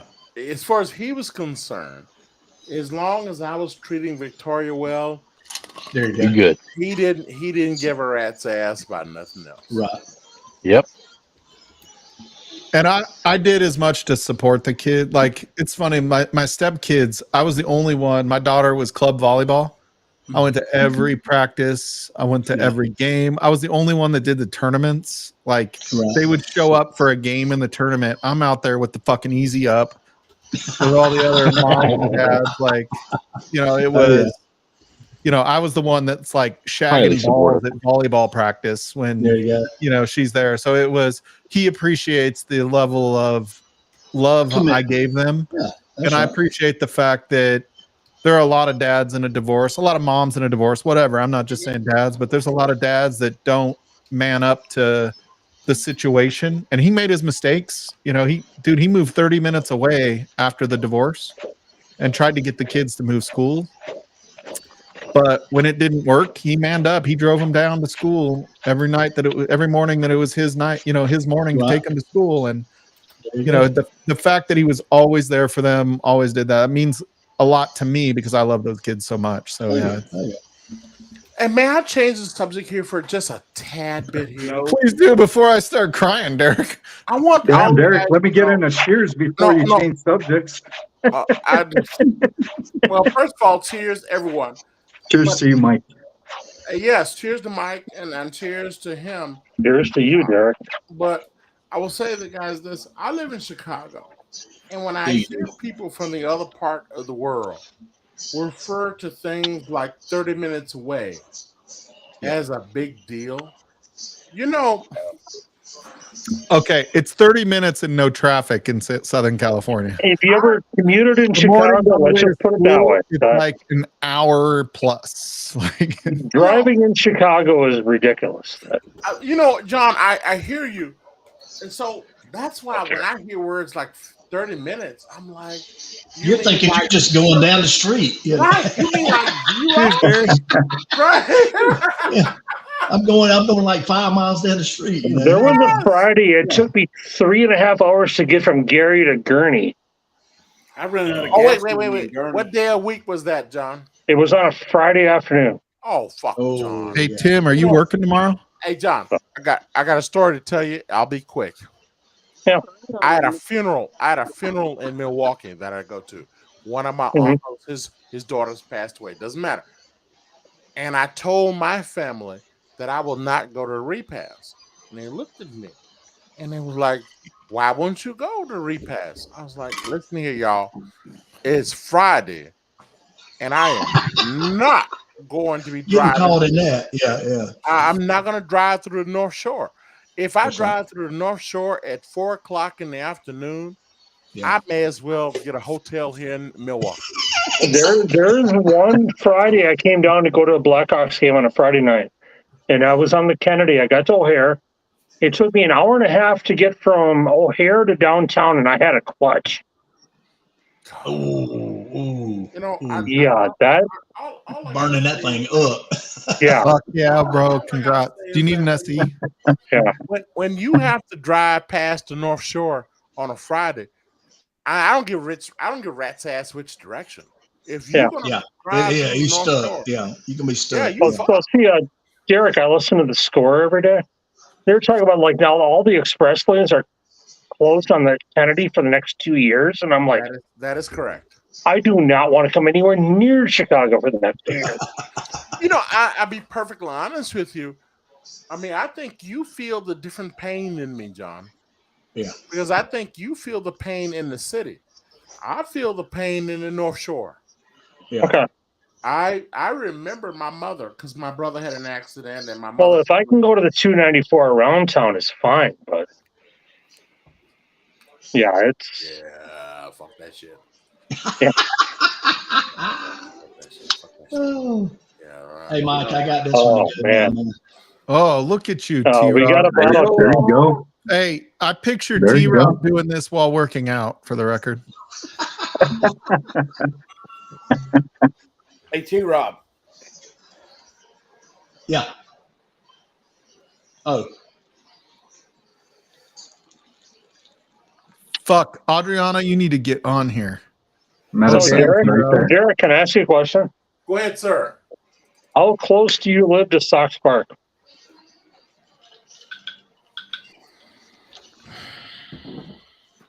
Ooh, that double oak is Okay. oaky as The hell. reason I sighed because I have two answers for you. Am I looking for parking or am I just driving by? No, I want to go. I haven't been to a game there yet, so I want to hit there this summer. If I'm just driving by, let's call it 7.5 minutes. Okay. If I'm looking for parking, however, now we're going to 15 to 20 minutes because now I have to do some doubling back and some other Yeah, at some point this summer, I want to hit a game there because I just haven't been there yet. Dude, I went to a Red Sox game in Boston. Do you know how much parking is near the fucking stadium? $100. It's like trying to get parking near Wrigley Field. It's fucking ridiculous. $100 for fucking John, look here, Fenway baby. parking. You know what? If you come to Chicago and you bring your ass to my house and you promise me that you'll use my my powder room I'll get you to the damn park. Dude, we can go to the game. I'll stay there, no problem. Don't worry about that. So I'm not worried about going to the game. You just hang out in Derek's and watch it on TV. Yeah, I don't want to go. I don't want to go to the game. What I'm getting at is, I want some ribs. I want some of you goddamn. I want some of you goddamn people to come into my house and know that I'm alive. Yeah, I'll come down. Right. Derek, don't worry about that. I'll be there. That's no problem. Very good. And by the way, and Sox Park is so close, not so close. It's close enough. Hey, we'll see you, Marty. Cheers, buddy. It's not even work. Cheers, Marty. Yeah, Marty. Cheers, Marty. Hit me up this week, Marty. Yeah.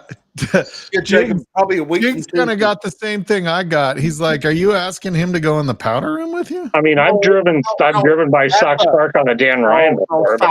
Stop, you guys. Hey, Marty. By the way, hold on real quick. Marty's leaving. Marty, happy anniversary, buddy. I hope you and Jenny have another 70 years of marriage. Absolutely. That's a whiskey food tube joke.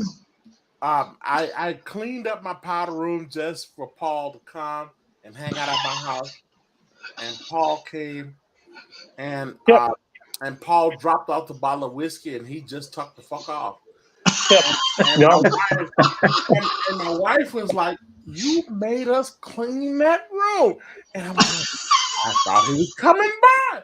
I mean, Derek, I'll come to the south side, no problem. So, by the way, he did a drive by. Oh, I have to tell you guys, I took a lot of shit over that. And it wasn't Paul's fault. I didn't understand Paul's mission. Right. Paul made it seem like he was coming over to visit. But no, he wasn't coming over to visit. He was coming over to drop off a bottle of whiskey. He dropped off that bottle of whiskey and he tucked the fuck off. I don't have an issue with that. Dude, this Elijah Craig is so fucking good. It was just a misunderstanding on Derek, I have no problem coming down there. So. I can't wait to come down there and hang out. So. Oh yeah, man. Yeah. Yes. Nice. And by the way, Tim, how do you like my lighting? Is my lighting okay? So Derek, I have two restaurants I want to visit while I'm on the south so side. Young. You know what, Tim, baby, you know you're always invited wherever I am, sir. Yeah. Absolutely. And bring that short man with you. So, Derek, I have two restaurants to visit on the south side. All right, baby. I want to go to Riccabini's Pizza, deep dish, Chicago You want to go where? Riccabini's. Oh yeah. And I'll talk about Riccabini's later. Riccabini's and Vito next. I don't know that second place. How about Riccabini's? I'm just saying. I'm not saying that's near the park. I understand that. I'm not saying Chicago pizza is better than New York pizza. They're very different. And they don't even compare. Chicago thin crust pizza, man, is the fucking bomb. But New York pizza is fucking fire, and deep dish pizza from Chicago is fucking fire. Yeah, but if you get Chicago tavern style thin crust, man, that's the fucking dog bomb. shit. Don't even bother. No, I've never had it. I have no idea. I was just being tough. I didn't know there was such a thing as I didn't even know there was such a thing. Mr. Jiggs just went for the throat. I love it. Mr. Jiggs just went for the throat. So T-Rob, the rest of the Chicago suburbs, everybody does thin crust except for downtown. Jigs. I love a thin crust. Yeah. Freaking, I usually have home run in here, my frozen one. Yeah, you're not allowed to drink any dark beer before going to Derek's powder room. Hey, John, look here. apparently. I don't mind. You know what, John? You're gonna rupture the plumbing. Tim. Nah, never. You know what? Y'all all come on, and I'm all for it. And, yes, I'd love to come down there and hang out. I think we need to do a Midwest meetup. Ooh. Yeah, not Kentucky. Like Kentucky's too like Kentucky, right? We need something that's more Midwest. Like let's go Southside Chicago and just hang on. Yeah, like Chicago, like hey, Green I'll drop Bay, the truck up. You know, we'll be loaded from Bay. Whoa! I would definitely be up for Chicago. Green Bay will be in Canada. Let's just move that shit a little farther south. God damn it! I'm willing to go to St. Louis. God damn it! Yeah, I was thinking like St. Louis or Kansas City. I'm willing to go to Kansas City. My only problem is my younger brother is in St. Louis right now, but they built a monument to the people that were smart enough to leave town. Yeah. Yeah, and I also agree. Oh, that's if dude. we That's did- square. If we did meet up in St. Louis, we could not be in the city. We have to go to one of them Suburbs. towns. Yeah. Tim Evans, I agree. The Thin Crust Square Cut, that's where it's at. No.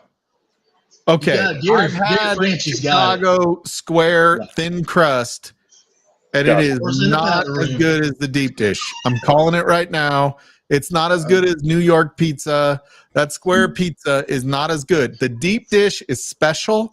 It's different. Deep dish is okay, but You eat that one square fucking piece piece. is more like a I mean, I Detroit eat a pizza. half a piece right now, and I'm full. But thank you, Ozempic. But one of my favorite things in St. Louis, though, the deep fried ravioli. Dude, you gotta they try have those. a barbecue I place can murder in some of Kansas City that has beef ribs like nothing I've ever had before. Yeah. Oh, I've had some of the best steak in Kansas City I've ever Oh had. my god, their beef ribs at this restaurant was the best ribs I've ever had. There's the brewery tour in Anheuser-Busch because I used to work for the distributor. And if you go there, they have a couple of dishes.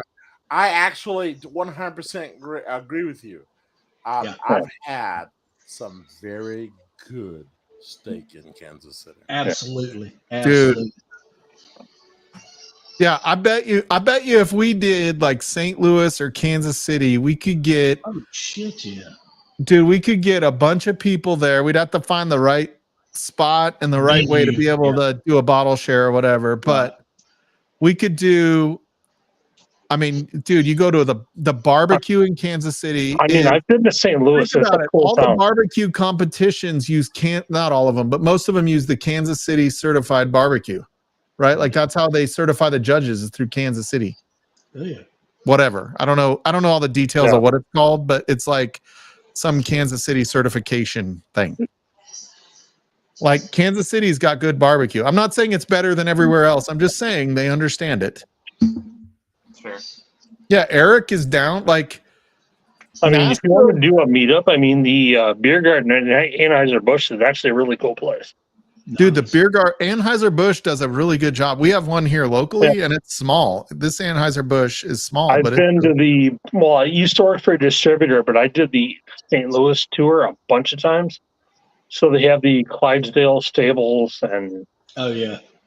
I've done the one I'm not excluding East Coasters from this meetup, but I think it would be cool to have it kind of in the Midwest where you could get Iowa, Missouri, Chicago, like even Ohio. It's not that unreasonable. Yeah. You know what I mean? Like if you could get a hour flight or a 5-hour drive. It would be easy enough for me to get up into that. Coleman, I agree with you. Carolina barbecue, yes. I don't know that it's better. It's just different. Vinegar base. I hate to say it, my favorite is the South Carolina mustard barbecue. The mustard's good. I kind of like the fusion. I like to do the vinegar and the mustard mix. I do not like heavy mesquite barbecue from Texas. Right. Mm-hmm. I like Texas barbecue, but I don't like it when it's over mesquited. I really like. You get a lot. So you want more? You want more post oak than different fruit woods. You get the cherry. You get the. I like Georgia, Tennessee type barbecue as kind of my favorite. If you get the good Texas stuff that's post oak, then. Oh, dude, are we talking barbecue? Like, I'm not even hungry, but it sounds so good. Dude, I could eat a pound of barbecue right now. I had the best. So, I don't normally like eating barbecue Just in a barbecue. restaurant. I don't care about any fixings right now. I just want to. Yeah. I don't normally like barbecue restaurants as much as I like barbecue homemade.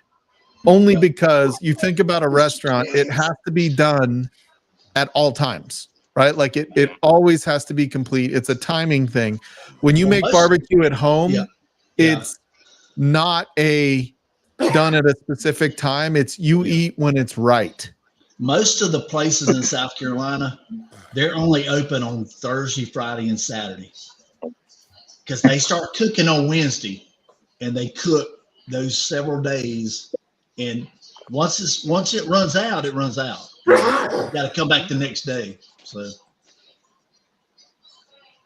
Yeah, Mike is Jake, I am not eating the coleslaw. I would say Texas barbecue would be really. I don't dislike mesquite. I just don't like how Texas does the over mesquited brisket. I think the just brisket. got to get the Texas barbecue at Great Shot's house. You know, I will say this. I need to talk to Great Shot. I'm going to be in Austin. I think that mesquite as a wood is overpowering no matter what. Yeah, it's really strong. It's got to be a good meat to hold up to the you need more oak than this is mesquite. where I disagree with you, Mike. I'm not convinced you can mix. I'm not convinced. Yeah, I'm not a huge mesquite fan. I'm not going to lie. Yeah. I'd rather have the sweeter wood, the cherry wood, the apple, the pecan, you know. I like peach wood. I like apple wood. Yeah. I cook most of my stuff just because it's available in apple. I will say it's not quite as overwhelming. Yeah. I will say this to you about mesquite. Mesquite has its place, especially in how do you say, emergency situations. Well, you can do the mosquito rub instead of the wood. I had to smoke a turkey for a family outing.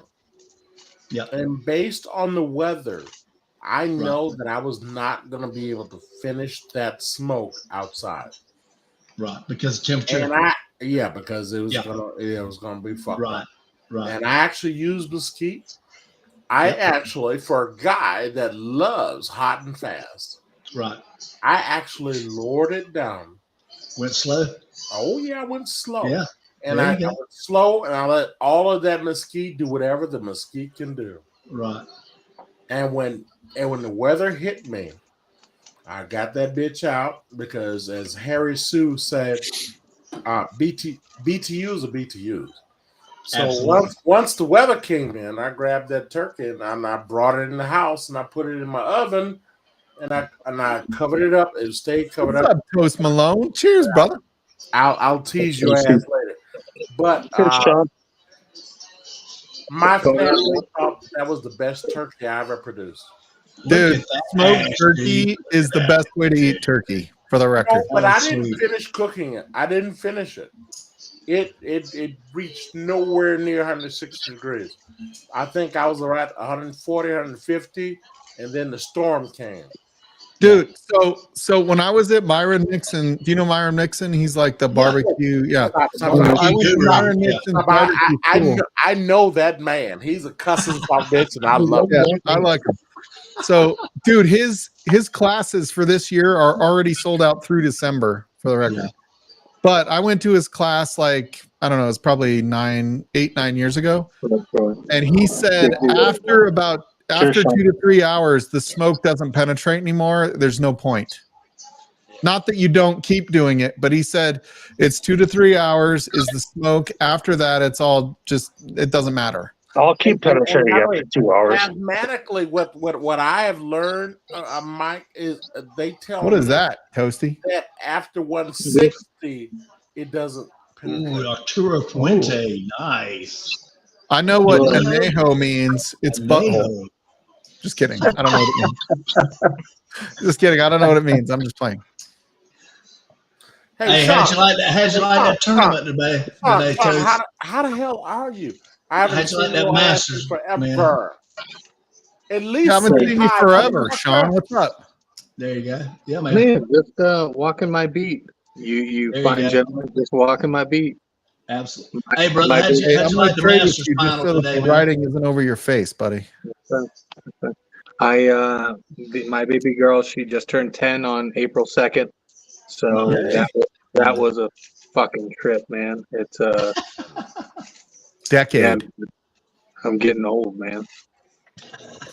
Hey, all you got to do is shave this. Look at that. I feel that you're disrespecting the old man. Just shave this. Once they hit those teen years, we all know that black don't crack, okay? You know what I mean? Come on, man. You know what? I will say girls are pretty easy until they hit about 12 and a half. That 12 to 13, oh my gosh. You know, this is where Kayla is a little off kilter. I don't think Kayla became an asshole until she turned 14. Yeah, that might be. She might be a late bloomer.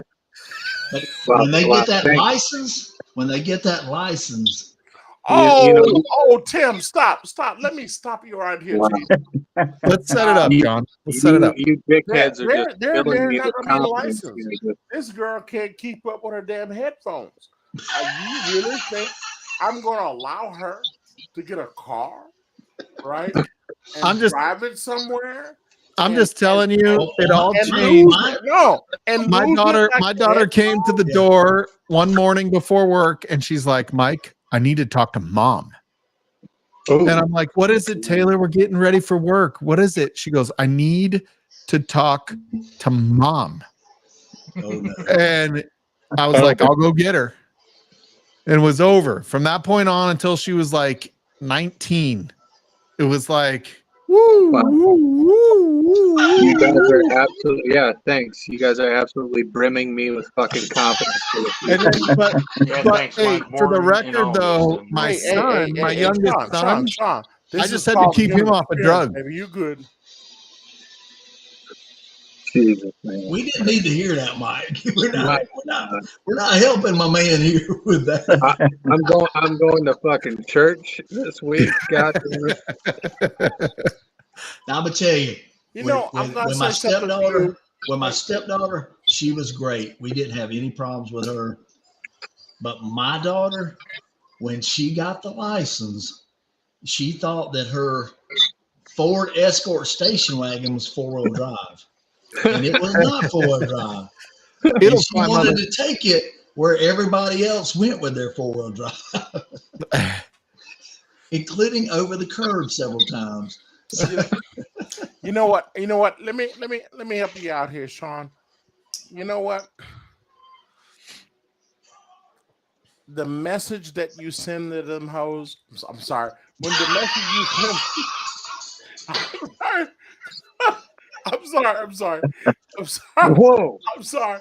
The message you send to them. Whoa. With that, I'm gonna go. Nothing. No, be consistent.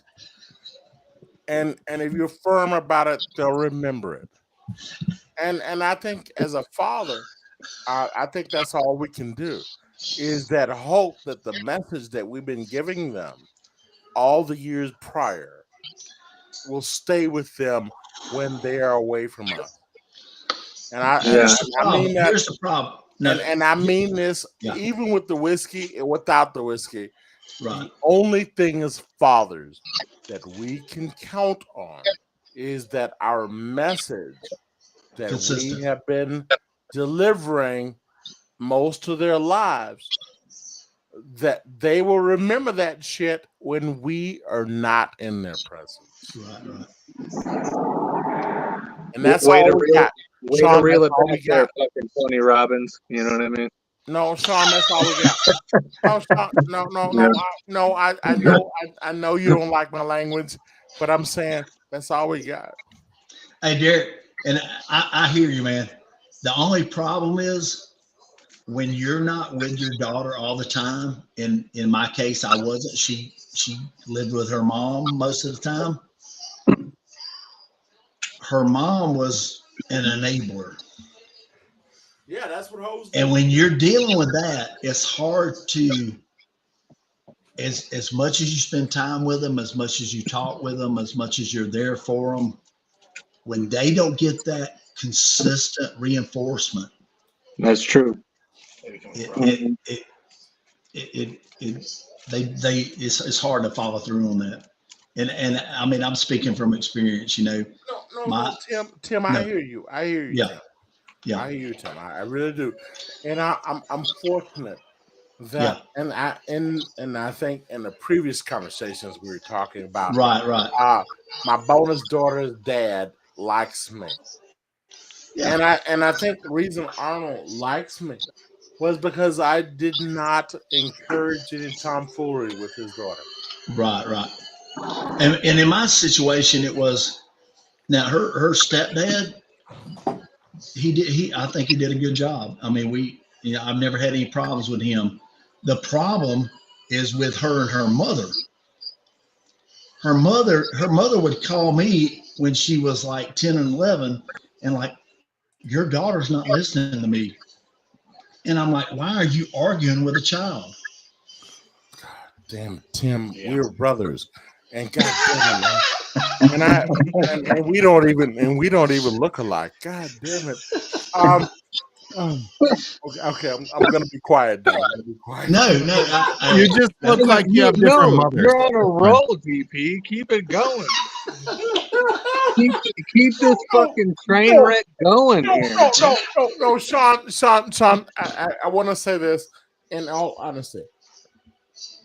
Some of the things that come out of my mouth are very unpopular locally. Well, yeah, man. And I wanted to focus on this conversation real quick. And I hear Tim talking. Yeah. Tim says the same shit I've been saying. Yeah. Is that, you know what?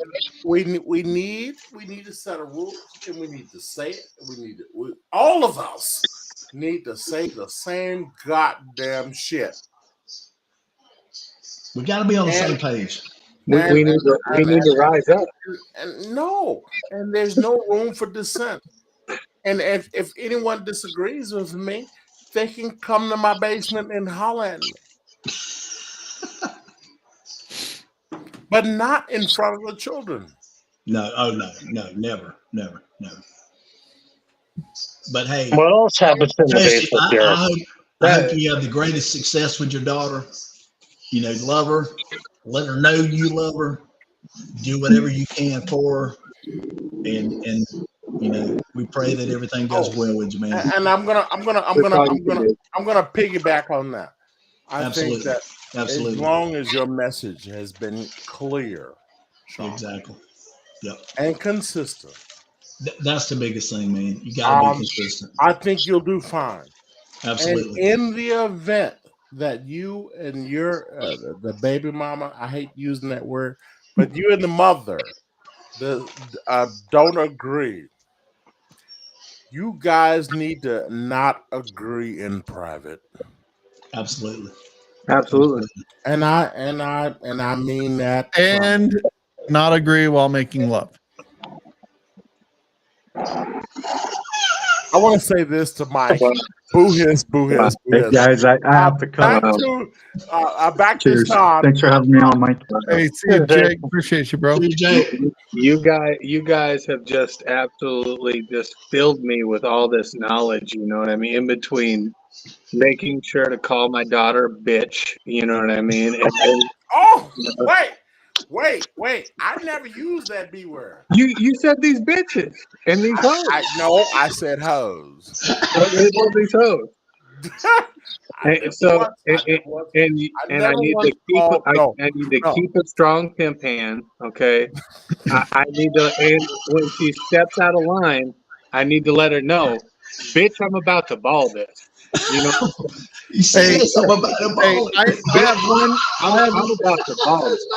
I have one piece of advice that'll help you feel better when she starts dating people. Oh God. Firearm. No. All you do, firearms are critical. Make no mistake. But never call him by his real name. Yeah. You're that guy. You're that guy. So the guy him a nickname that's way below his status. Yeah, if his name is Eric, you're like, "What's up, Aaron?" What's up, Evan? Every other day. Right? You always be honest. Like you're not important enough for me to learn your real name. Trust me, it'll make you feel better. It doesn't make her happy, but it'll make you feel better. I want to slightly.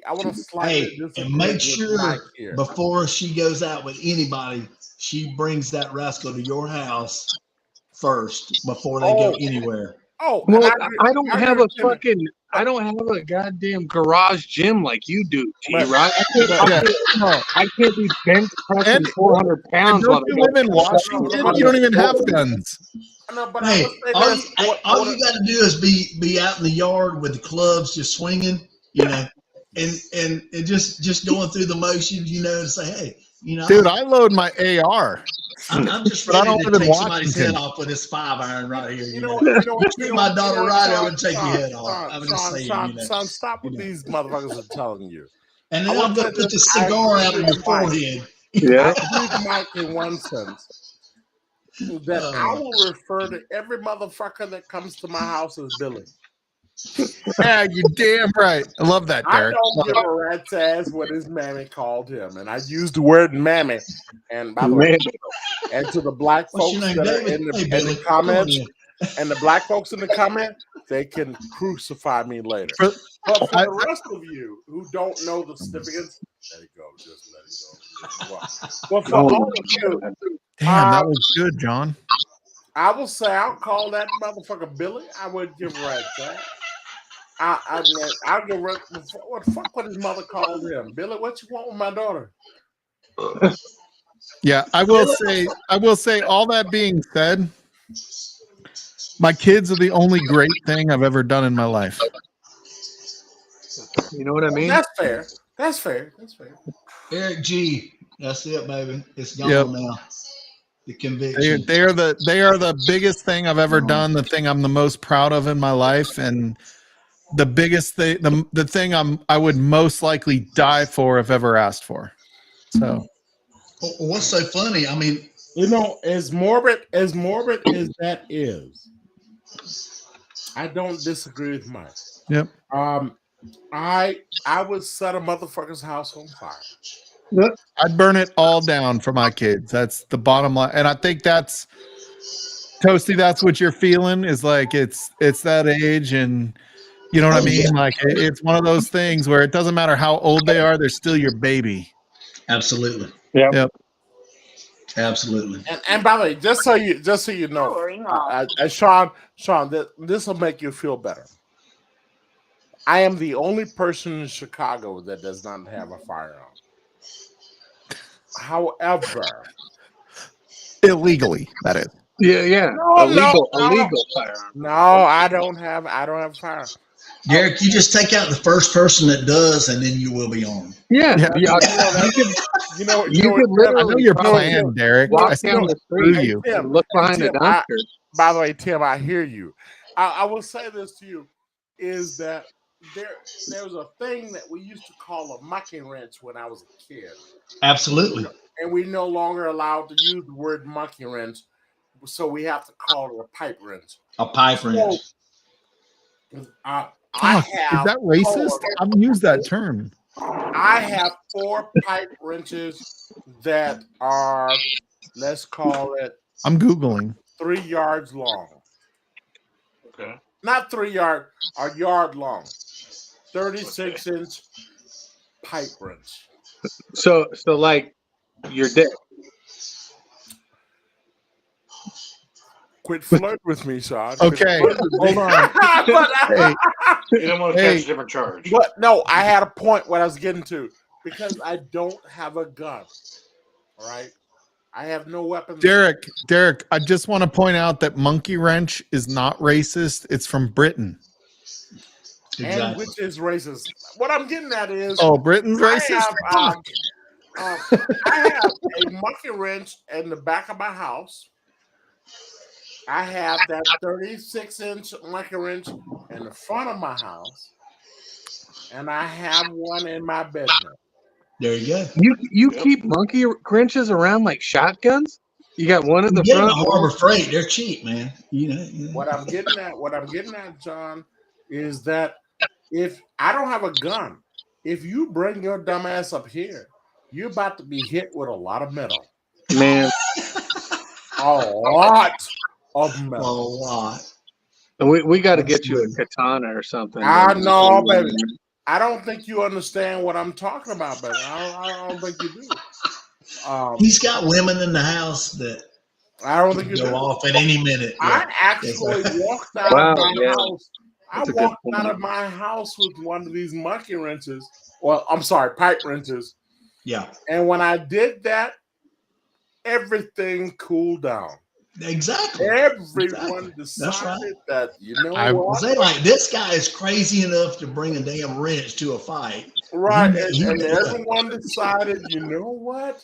Maybe this was not that important. And don't get me wrong, I don't believe a pipe I'm pretty wrench, sure it's monkey wrench is okay.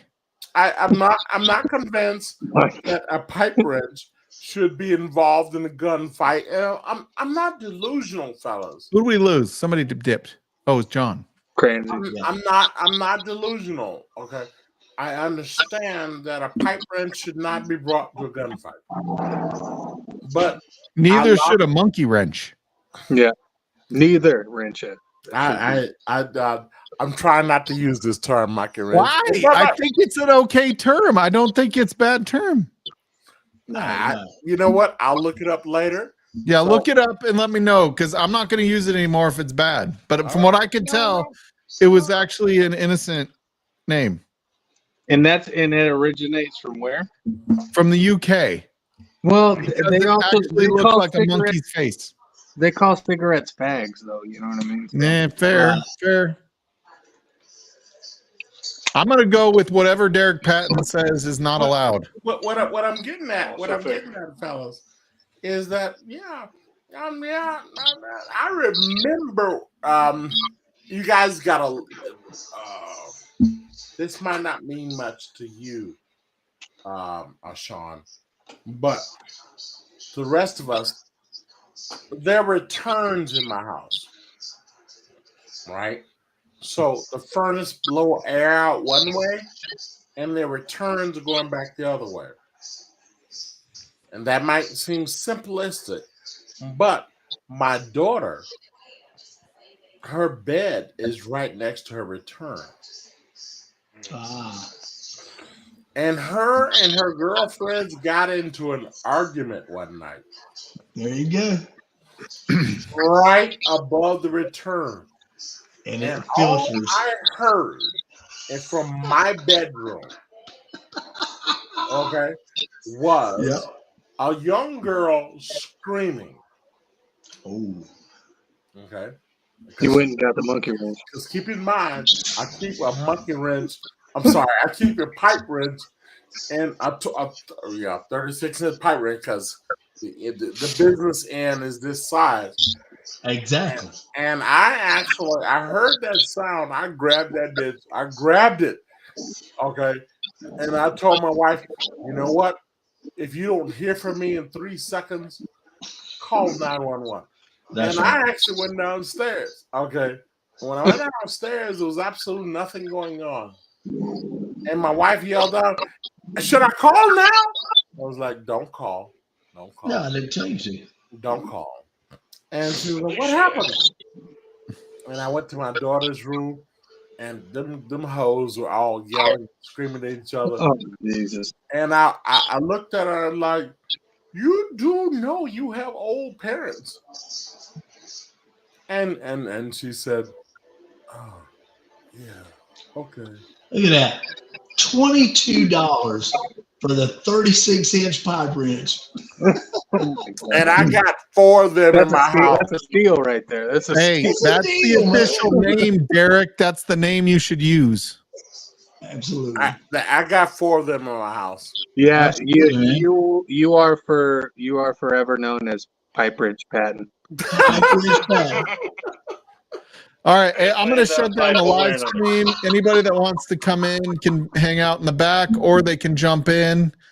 If you don't want to be on screen, you can just jump in the back and leave your camera off. But we're going to end the stream for right now. Thank you guys, everybody, for being here. Yeah. I'm just going to shut down the stream, but this will continue because Derek is on a roll. Absolutely. We'll see you guys.